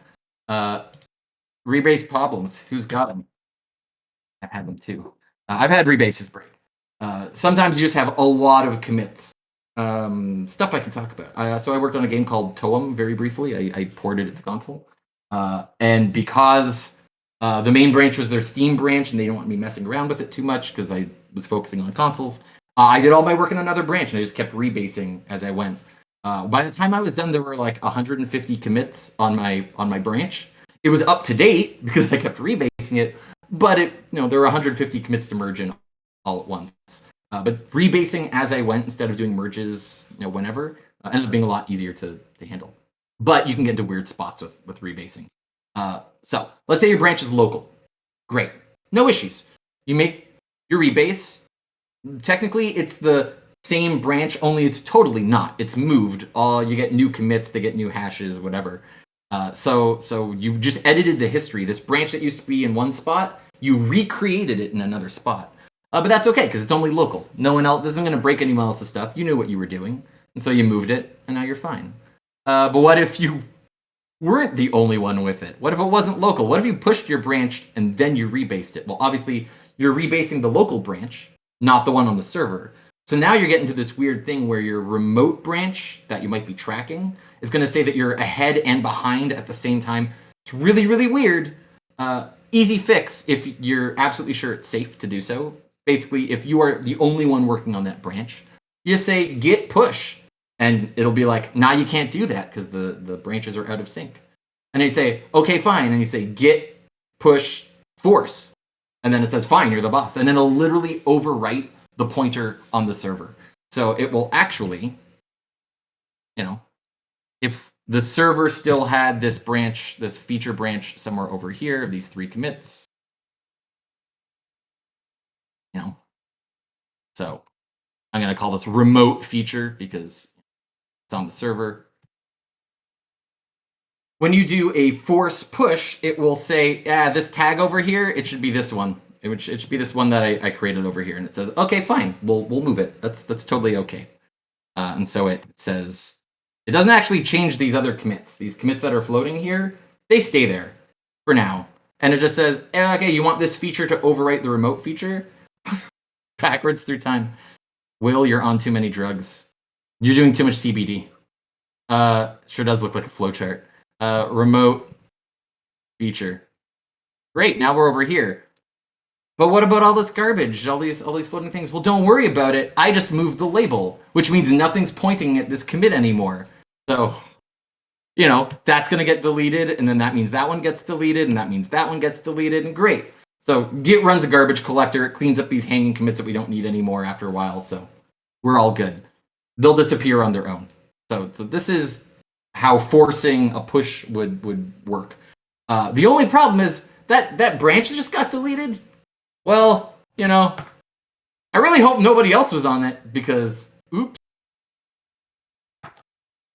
So if you start doing realize someone else is on that branch, no, abort is an actual command. You can get rebase -- abort. It will actually undo everything you did. It's actually really, really easy to just be like, oops, I made a mistake and roll everything back. You can also do the same thing with a merge. If you do get a merge conflict, you can say like get merge -- abort on command line. It just undoes everything. Gets very good at getting you out of trouble when you get yourself into trouble. Yeah. Most used command, yeah. Abort. It's a really good one. But hopefully, you know, now that you understand how these commits work and how the labels work, you have some sort of idea of like, you know, how they fit together. So I don't have much left, I promise. So workflows. How do we actually work in Git? What is a good workflow? So the answer is do what works. Because if you're working with other people, you've got a team, and you should just do whatever your team wants. So workflows are guidelines. Figure out what your team likes and just do that. As long as things aren't breaking, good. When things do break, figure out a way to not have them break again. You might need to have a little bit of a discussion. But I do recommend avoiding a few things, like don't have user or discipline branches. Don't have an art branch that lives forever, or a user branch that lives forever. I think I've got another note somewhere, but like branches aren't designed to live forever. They're designed to branch, get merged back in, and then you delete the branch. You don't need it anymore. Avoid bad commit messages. That one's just, you know, I've seen some stuff. Popo in the back. Yeah. Hi, I live in Toronto. It happens. In progress or broken commits on a shared branch. Don't push your stuff that doesn't work onto dev or main or whatever. That's not good. And delete your merge branches. Clean things up. So I use something called Gitflow, sort of. I don't follow all the rules. Gitflow is like an actual thing. You can get plugins that enforce Gitflow. I think that's all garbage, and I do not care. But basically, my workflow that I suggest to teams are create a new branch, feature / new _ feature. Why feature /? If you're using a GUI, that / will turn into a folder, so you can have all your features in one spot, hotfixes in another, whatever. You don't have to do that. But I'm used to doing it, so I usually call it feature / if it's a feature, hotfix if it's a hotfix, if it's a bug fix, whatever else. Do your work, commit often. You get your own branch, right? There's no reason not to commit often. More commits is actually, you know, kind of better if you need to go and fix things later. When you're complete, you need to do a merge. Use whatever merging approach you like. So merge the development branch into the feature branch. Make sure there's no conflicts. You know, make sure everything's working, open up the project, make sure it still works. And when that's good, you can merge that back into, or you can like do your testing there, or you can rebase your entire feature to the head of the development branch. So just moving it forward in history. And then test, please, for the love of the project. Don't just merge your stuff and be like, yeah, no conflicts, because me. That's how you get some bad stuff in your repo. So please actually test. Read the error messages. I don't know if that's just like a non-programmer thing. When you get a pop-up message that says something went wrong, don't just immediately dismiss it and keep hitting the button. Please, it gives me heart pain. So yeah, please test. And after you've tested and everything works, then merge wherever you're at back into the development branch. Without fast forwarding is my suggestion, but you know, that's up to you. At a higher level, give your branches meaning. So if you have a main branch, generally that should mean it's stable, it's tested, these are shippable builds, things that someone could actually play, something you'd show to a publisher, a partner, post online, whatever. A dev branch should also be stable. I think some people take some liberty with that. Should be kind of tested just by yourself. Test your actual feature, test the merge, make sure everything's good. Generally, each commit should be a complete feature. Don't put your work in progress stuff in there. Light dev testing before merging. And then you might want test branches that appear between dev and main. So say you've got a release coming up. Maybe you're doing early access. Maybe you're doing patches after launch, whatever. And say, okay, everything gets committed by this date onto dev. And they're going to branch off dev, and this is our test branch. And someone just tests from that branch over and over again. And if there's bugs, you fix them on that branch. They're hot fixes. So any fixes go directly onto the branch. They continue getting tested. You're not putting in new features. You're just putting in code to fix other code or whatever you're doing. If you need those fixes back on dev, you can merge into dev, you can cherry pick them to dev, whatever you want to do. But those things should happen right on that test branch so that, testing can continue until there are no bugs left. At which point you can then merge from that test branch into main, you get a new commit, you know it's stable, you can delete the test branch, and then you do the whole process over again. If you do have releases, please tag them. Hey, what version of the game was the one that shipped? I don't remember. Well, that's a problem. Patching is going to be real fun. So yeah, if you can tag your releases, please remember to do that. You can automate a lot of this stuff too. It's not that big of a deal. So advanced stuff, you can connect your Git repo to other tools like continuous integration if you are fancy.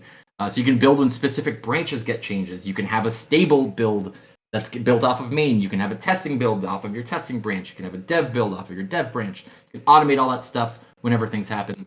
If you have Jira, you can actually have branches get created automatically or the other way around. So you can create a branch, or it connects in a weird way. Basically, like if you have tickets in Jira and you drag it to in progress, it will create a branch for you to work on that issue. It's really cool. And you can do all your work in there. And then when you merge it back into dev or whatever branch you flagged, it automatically closes the ticket.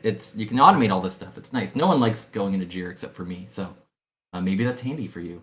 I personally use it for versioning. So I actually use tags and say, oh, everything from this tag forward is 1.2.0. And then when you say you're 6 commits ahead, you can do some fun stuff like generate a version number that says, okay, find the last tag. It was 1.2.0. How many commits has it been? 6. Your version number is 1.2.6. It gives you a little bit of meaning to your version number if you're doing semantic versioning or something like that. Yeah, and that's it. This is all I wanted to talk about with Git.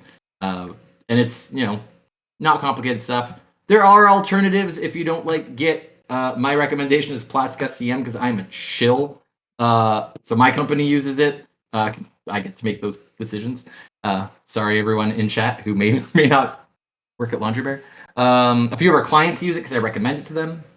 Plask is centralized. It has file locking. It works a lot like Git. I really like it. If you think my Git GUI tool looks neat, it's made by the same company. It's actually quite nice. It's definitely not perfect. There's a lot of stuff that I don't like about it, but it solves some of the bigger annoyances that I have with Git. Mainly file locking and handling of large binaries. It's also cheaper because at some point you do need to pay for space. But I do still use Git for internal Unity packages. We're a Unity house. Packages, if you're using the package manager, they're great. You can pull them right from Git if they're set up correctly. So that's how we have all of our reusable tools. We have like 30-some separate libraries for various things. They often ask for knowledge of Jira or TestRail. Yeah, Jira is great, and you should definitely learn Jira. Don't listen to any other developer that tells you otherwise. I feel like if you talk to anyone in AAA, they're all like, Jira's the worst because I have to do stuff. I'm like, yeah. Anyway, that's it. I try to keep it quick and short and to the point. Please spam Doritos. I'm happy to answer questions if I've left anyone behind, but yeah, that's it. Otherwise, cats. Kitties. My cats. Oh, this is so good. This is great. All the Doritos. Thank you for all the Doritos. I appreciate it. But I had Very nice, Andrew. Yeah. I totally learned some stuff here today. This was awesome. I feel like it's one of those things where it's like everybody hates it so much that they learn exactly as much as they need to be able to add stuff into the repo, and people say, yep, you're doing your work and we don't have to fire you, and then like that's it, literally as much as anybody ever learns about Git until they're forced otherwise. So there's so many layers down. Yeah, it's so easy to break. That's the problem, right? It's really easy to break, and then there's like the one person on the team that's like, oh, let me, and they boot up command line and they know what they're doing or whatever. Yeah, I don't want to be the only person that's that person. It's a dying breed. Yeah. Honestly, I have more fun things to talk about that aren't Git, but when I asked around, like, what would people want to like? You should that Git talk you keep talking about. So. Yeah. It's like it's such it's one of those tools too where I find, particularly when you're getting the biggest hurdle for people is they're so scared about what they're going to do when they break something, right? So like my biggest advice whenever I'm talking to like students or anyone else getting into it is just fucking break something immediately. Like pick up, just like start doing the weirdest shit you can and walk yourself into a wall and see what happens and see if you can get yourself like out of it. Because like once you just sort of rip off that band-aid and be like, okay, it's not that bad. We can figure out a way to walk backwards, right? Then it's fine. Google is your friend. The one benefit of Git is everyone uses it because for the most part it's free. So just like there's answers everywhere. It's really hard to break Git in a permanent way. I love your cavalier attitude towards learning Git, Derek. Just dive in. Get messy with it. Throw your head against the wall and see what happens. You'll be fine. Life's making mistakes. I think Derek's approach is good. Is a good way to learn Git. Terrible way to learn bullfighting. Don't do. All right. Seems fun, but. And with that, I think we're going to move along here. Andrew, thank you so much for teaching us. Thank you for bringing your cats and your wonderful knowledge. I think we have all finally gotten good. And everyone knows where to reach you. I threw up your Twitter handle all over the place there. So, yeah. Thank you so much. Thank you. Cool. We'll be back soon with our next presenter. Don't go anywhere.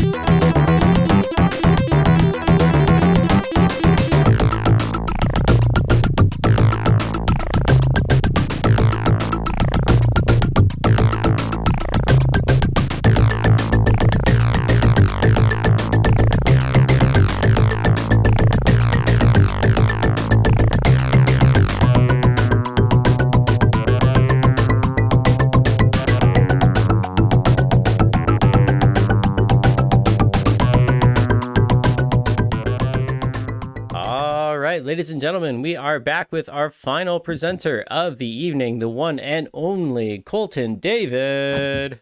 Hi, everybody. Oh, so nice to be here. Thanks so much, Dirty Rectangles, Hell yeah, for having me on. I'm gonna be tough to follow Andrew Carvalho and his beautiful tones and his wise words, but I will do my best here. Amazing. Okay, cool. So, hi, everybody. I'm Colton David. I'm a writer at Lo-Fi Games, based in Bristol, out of the UK. Lo-Fi Games made the video game Kenshi, and I am currently working on Kenshi 2 with everybody there. Kenshi, if you don't know, I'm gonna play this trailer silently. Can we see the trailer? Is it seeable? Yep. Nice. Boom. So this is Kenshi. If you're not aware, it's a fairly popular sandbox anti-RPG. I think it's been coined a few times. It's not really a power fantasy kind of a game. It's more of like a pull yourself up by your skin flaps. You start from nothing, and maybe you can grow into something, and it offers a lot of really amazing opportunities to role play and create some very interesting player stories. It's I would call it a systems and AI game. That's where all of the interesting things happen. There are a lot of different things you can do and have done to you while you're out exploring the world, and those kinds of things create really interesting stories. Yeah, that's the trailer. I really like. I'm not gonna show this, but here's my favorite Kenshi YouTube video. It's a torso experience by Ambiguous Amphibian, where he does a torso run, which is something you can totally do in Kenshi. And it's very admirable. I think it's very hard. I don't recommend being a torso. But giving players options to, create their own stories in weird, wacky, and dangerous ways is kind of what Kenshi's about. I think he's gonna make it. He's got gumption.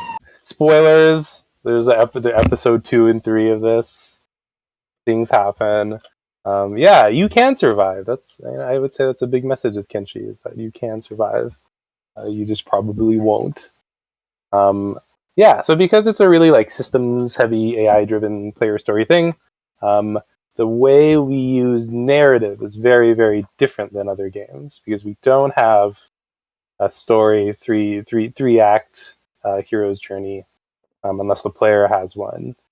We just have a lot of things spinning around the player that are very, not so complicated, but they're very beefy. Yeah, so the way we do narrative and try to convey the themes and world and everything we're trying to say is to combine unique dialogues you can have with unique characters like you would in a video game. Conditional barks. Barks are a huge part of this game. Barks are the little things that pop over people's heads. And a lot of those are very conditional, and we try to be as reactive to the player as possible. So ideally, someone is not annoyingly often, but often enough, commenting on, what you look like or what you just did, or stop stealing that. Please don't be stealing that. Player-driven world state changes. So if you're to do something really big in the game, like if you were to kill a major faction leader, that's going to have repercussions on the actual towns. So towns will actually change the population, and we can say a lot of interesting things with that. As well as my favorite, procedural squad banter. The game is very squad driven. You're usually rolling with a group of weirdos, and we try to have those weirdos have fun interactions based on personalities and based on things you're doing, based on levels. And then, those just kind of add to your story. You can remember a fun little conversation you had on your way to sell hash in the swamp. It becomes a little bit more memorable. Oh, and item descriptions. No one is safe from the Dark Souls-ification of item descriptions, and definitely neither is Kenshi. Yeah, so we have to do a lot of really smart writing. We have certain design goals for the game. One of our big goals is we want the game to be new even to our 1,000-hour players. We're really trying to design Kenshi for people that play this game a long time, because people who play Kenshi 1, a lot of them played it for a long time. So trying to constantly have new dialogue that the player is seeing, new things they can do that they haven't done before, and reacting to new things. really important to us, but it's also a momentous writing challenge. So I want to show you guys how we write things for Kenshi. And to do that, I'm going to show everybody our publicly available, this is not secret, this is not secret information I'm sharing. It exists, it's our modding tool, the Forgotten Construction set. But not only is this a modding tool, it is also the tool I use every day when developing Kenshi 2. We use a different Forgotten Construction set. I'm going to shorten that to FCS from now on. The one we have for Kenshi 2 has a lot of cool features that will be coming to the old one soon. But yeah, it's pretty much how everything in the game gets in the game. I want to show y'all how to write a dialogue for Kenshi and all the considerations that go into it. Yeah, so this is the FCS, this cool gray program we use. A lot of time and effort and blood has been spent making this a really good tool, and it is a very, very, very good tool. Yeah, so I'm just going to open this up. This is our main database here. I'm going to try to zoom in on stuff when I can. Our big database here that has all the information for the game. We keep animations in here. We keep a lot of things in here. But the main thing I want to focus on is dialogue packages. Because dialogue packages is where dialogue lives, as well as a lot of the things that happen in the game. So I'm just going to make a new one. We're just going to kind of go through that. So here, this is the main menu, and it has a lot of these things here. These are events, and this is a dialogue package. Is basically like a little friend that keeps track of all the different things that can happen to a character in the game. And then we can write in and program in interesting responses. So anything from clicking on a character and talking to them and having like a normal kind of dialogue that you would see in like a Baldur's Gate 2 portraits and like a text box on the bottom, to what is it? We have like, yeah, you lost your arm, you lost your leg, it's windy out. These are all considerations we have to make when we write a character. It can be a lot. I'm going to pull up an already written character right now. We can peek at that. What's a good one? NPC, civilian, basic. Sounds pretty useful. Yeah, so here you can see a guy that has a lot of stuff already written for them. So, screaming torture, they will screaming torture dialogue, which means they will scream when they are tortured. Very good. Yeah.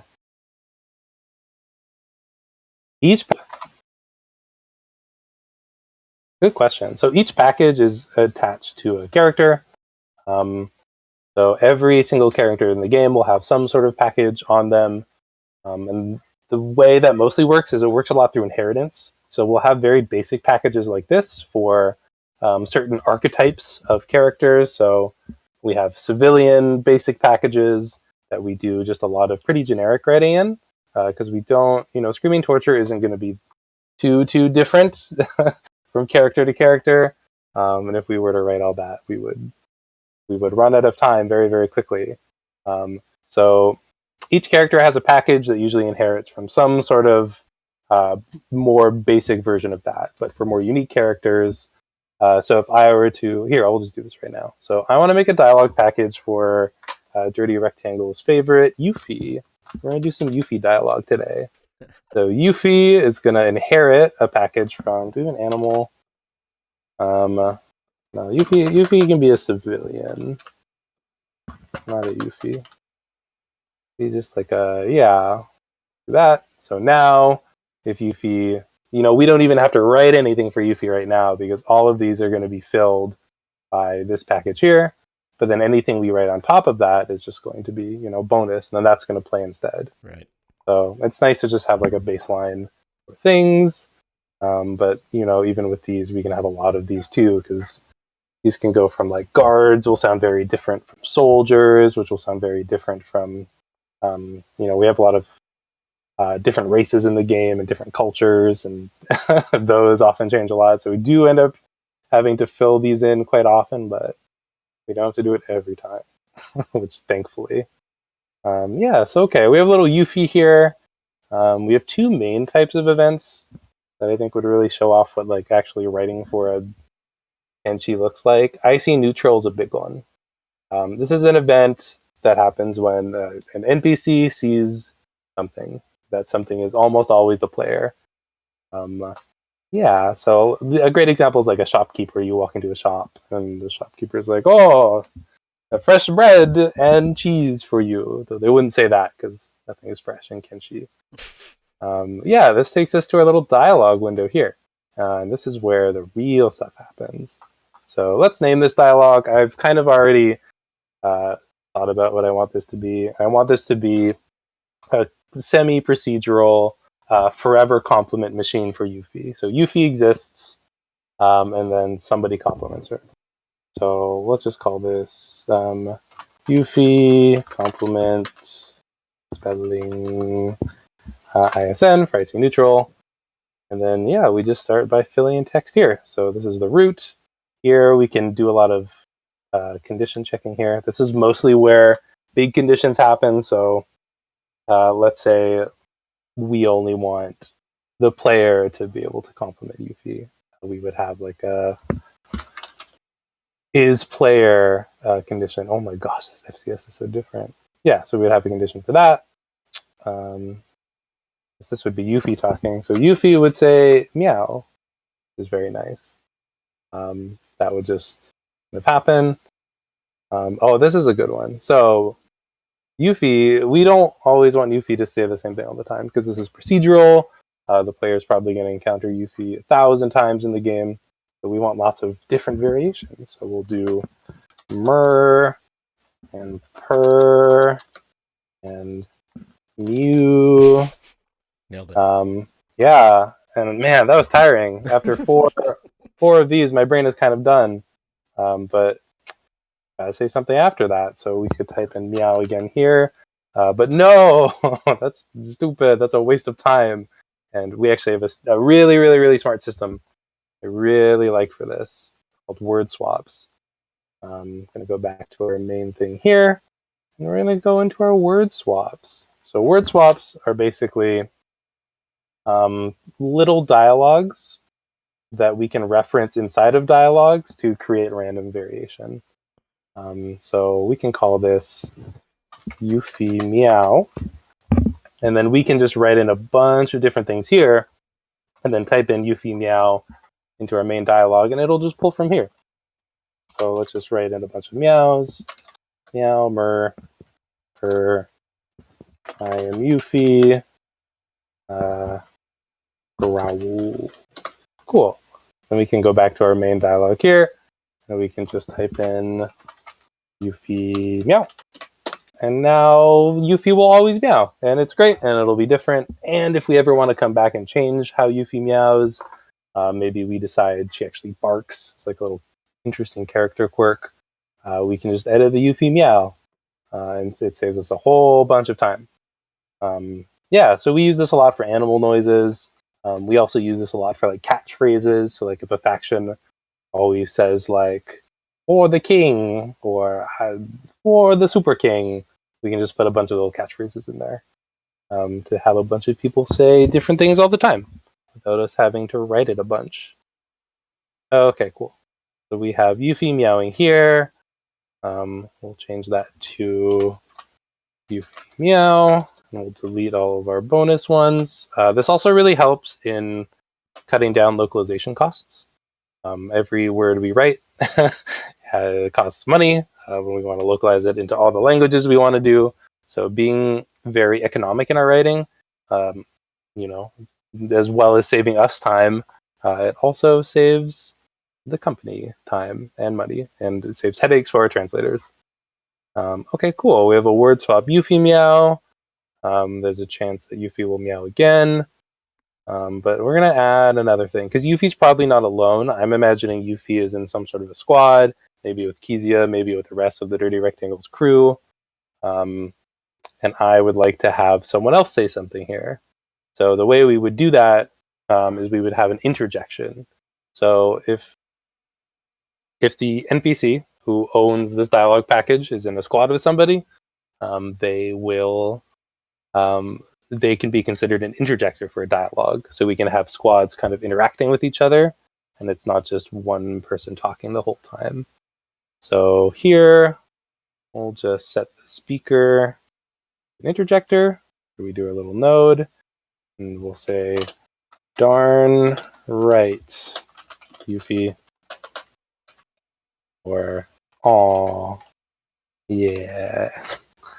And now someone else will say that. So when we split branches here, by default, there's like there's a 100% chance that any of these can play.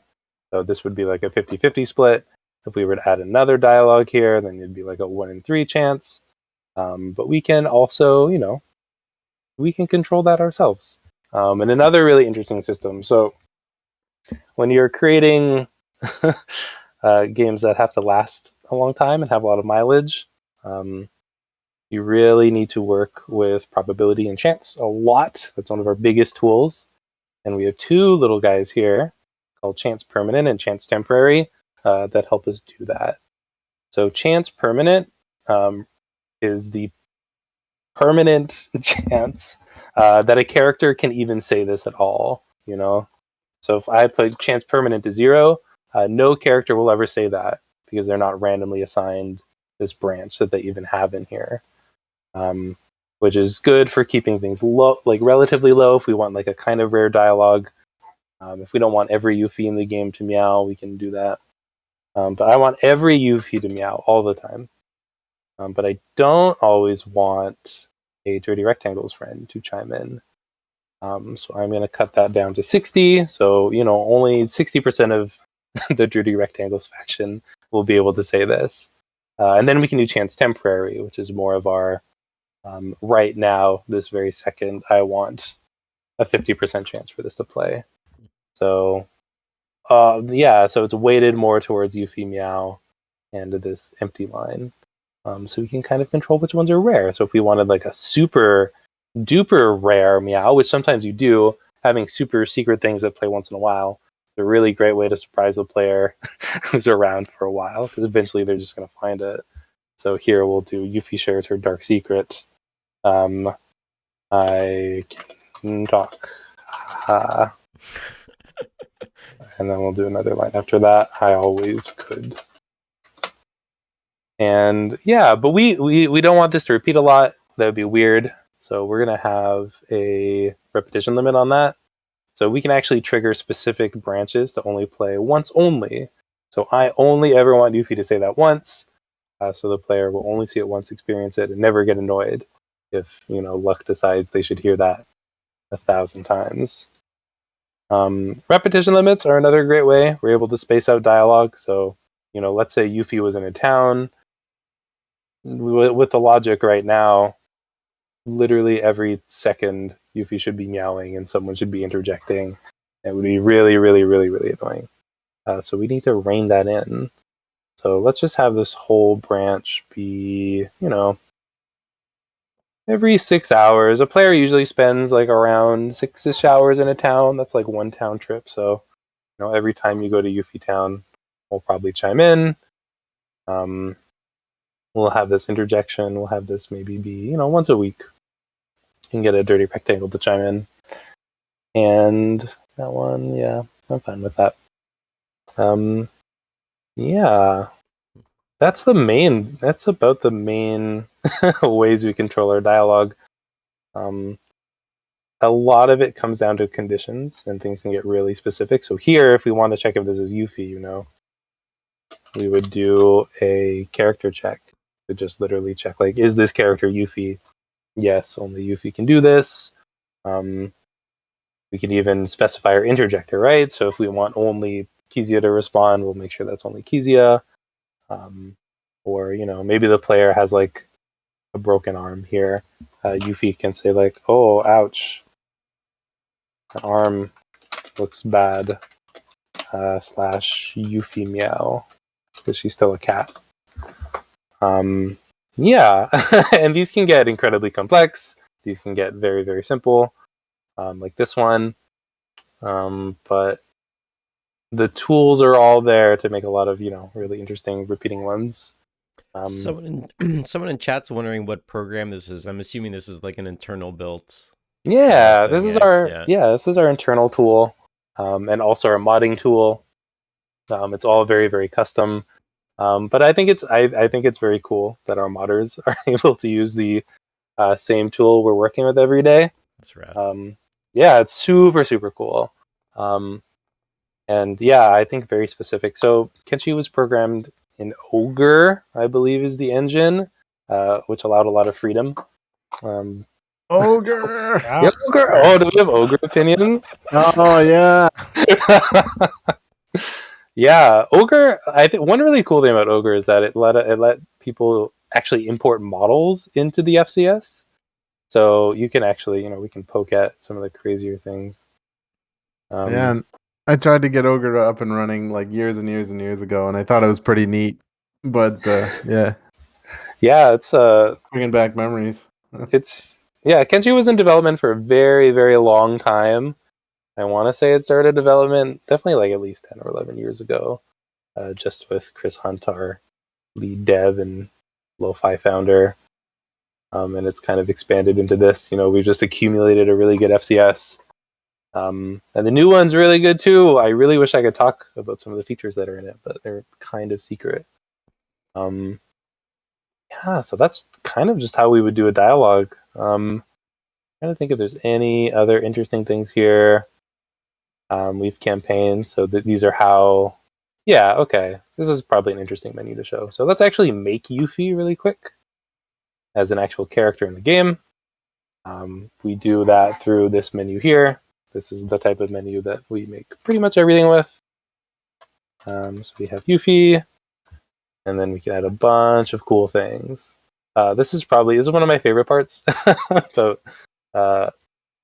adding things to Kenshi. It just really feels like you're modding the game, because you can be like, oh yeah, I'm gonna make a character with, let's see, what would Yuffie have?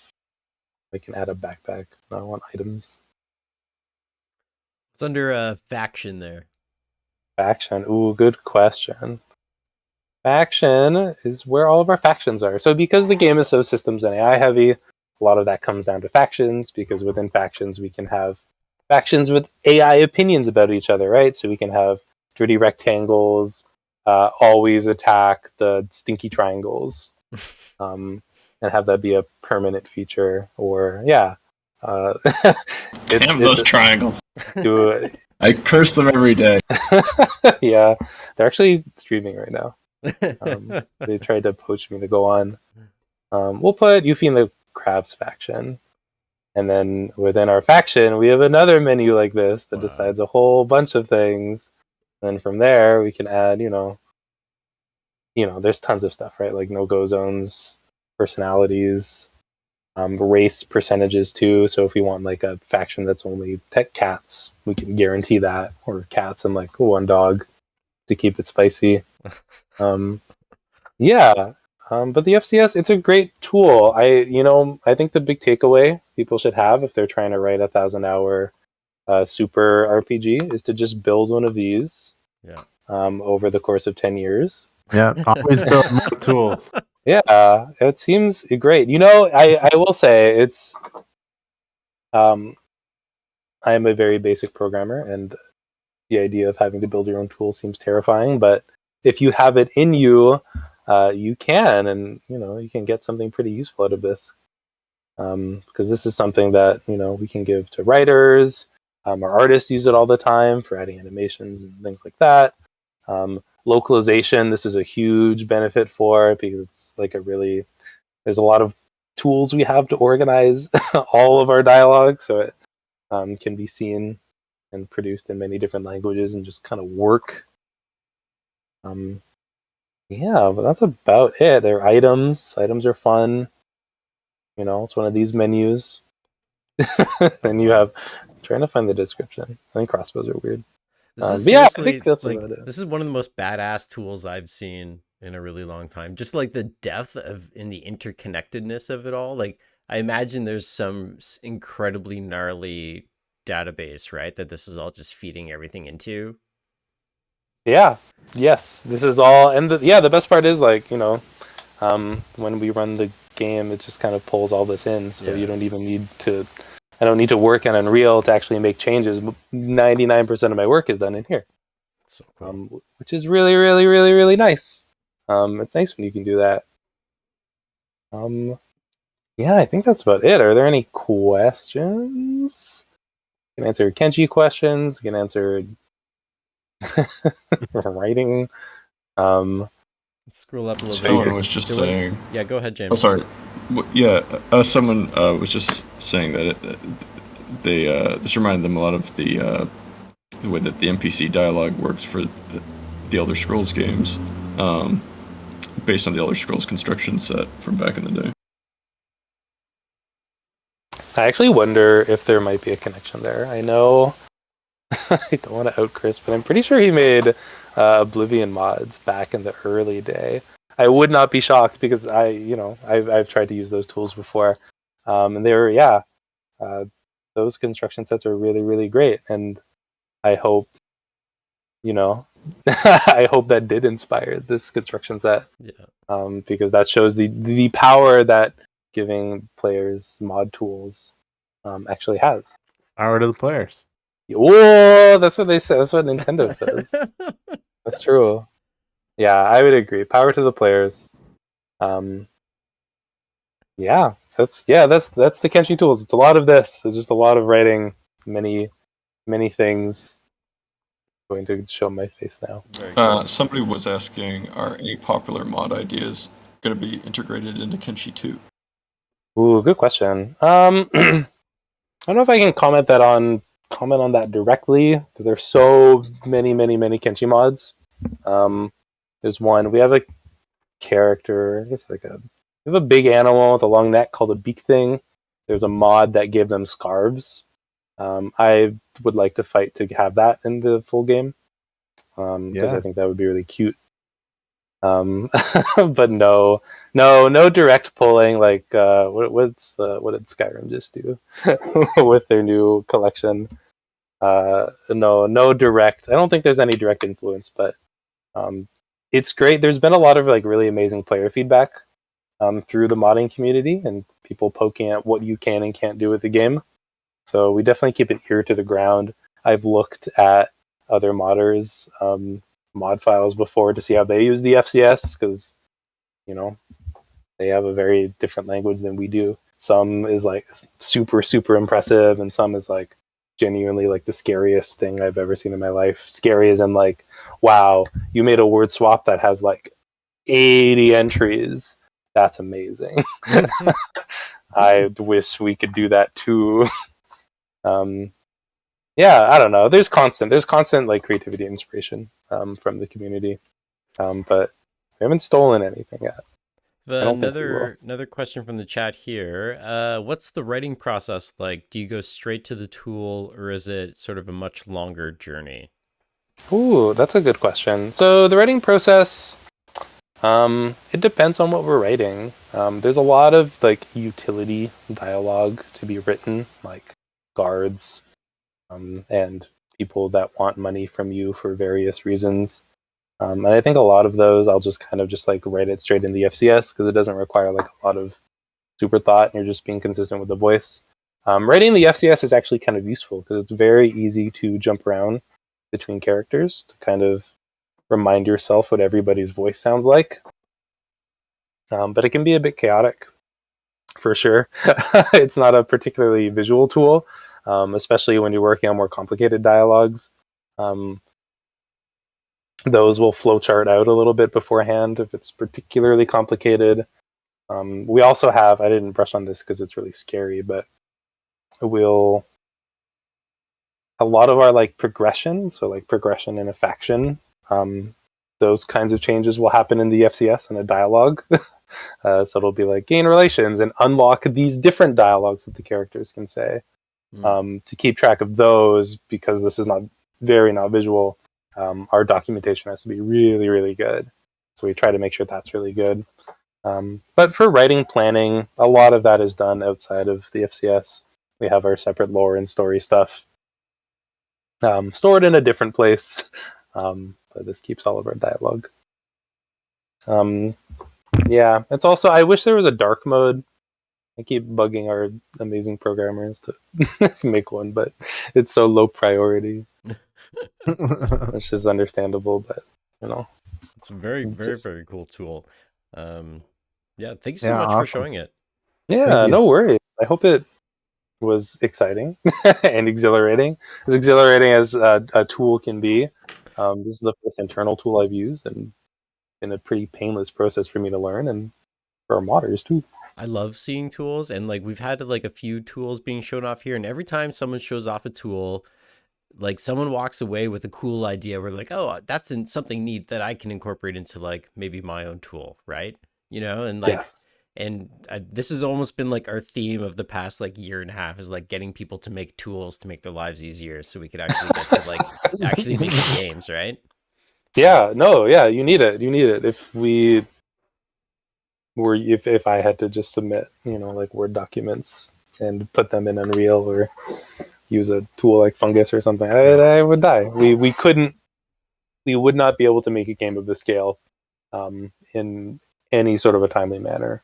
So, Yeah, you know, this is great because like I've seen dialogue tools before, but that's always for like a linear story and not like 1,000-hour like sort of RPG things. So like this is the first time I've like seen a tool like this in depth. So like it's been interesting to look at and like sort of compare to like something of a much smaller scale. And I Yeah. appreciate the Yuffie part. That was my favorite part. That's good. I hope Yuffie appreciated it too. Yeah, I'm sure she's sitting on the ground with her back to me, so I think that means she appreciates it. That's good. Yuffie is appreciated in the world of Kenshi. Yes. Yeah, I agree. It is weird because it's you know, there aren't many games like Kenshi. Yeah. So the tools for it need to be really specific, which has pros and cons. Like I would say like a bigger con we have is when we want to do more linear storytelling, like a lot of the times with our factions, it, you know, because it wasn't built for it, it's really complicated and kind of messy, and we have to chart it out all on our own, which creates room for user error and brain stress. But, you know, compared to the pros of being able to very easily write lines for lots and lots of characters that can repeat in interesting ways. Yeah, that makes a lot of sense. It balances. Sorry, I feel like I'm at work right now. This is awesome. That's a great segue. Colton, thank you so much. We're going to start making our way out of here. If the other organizers want to join us on camera, Colton, you don't have to leave if you want to hang out for a hot minute here while we say I'll goodbye. hang out for a hot minute. Sounds fun. Oh, this was a good show. How did everyone feel about that one? November in the books. That was right? a very good one. That was Hell great. yeah. This is great. And we'll be back next month in December, because that's apparently what comes after November. Are we doing Secret Santa next month? Yeah. I mean, we haven't talked about it. I just said it on stream, so I think we have to. You literally wrote one message about it, like, yeah, well, we do Dirty Santa again. So, spoilers, if you want to see what we're going to do next month, go ahead and watch last December's episode where we all gave each other video games for Christmas and played them, and it's going to be a good time. Colton, you should come and join us. We'll get you a video game. Yeah, I would love to play video games. That'd be fun. Okay, any fine words for anyone else in the room before we take off here? Oh, thank you. Perfect. We did it. Cool. All right, folks, we're going to get out of here, and we'll see you next month. Bye. Bye.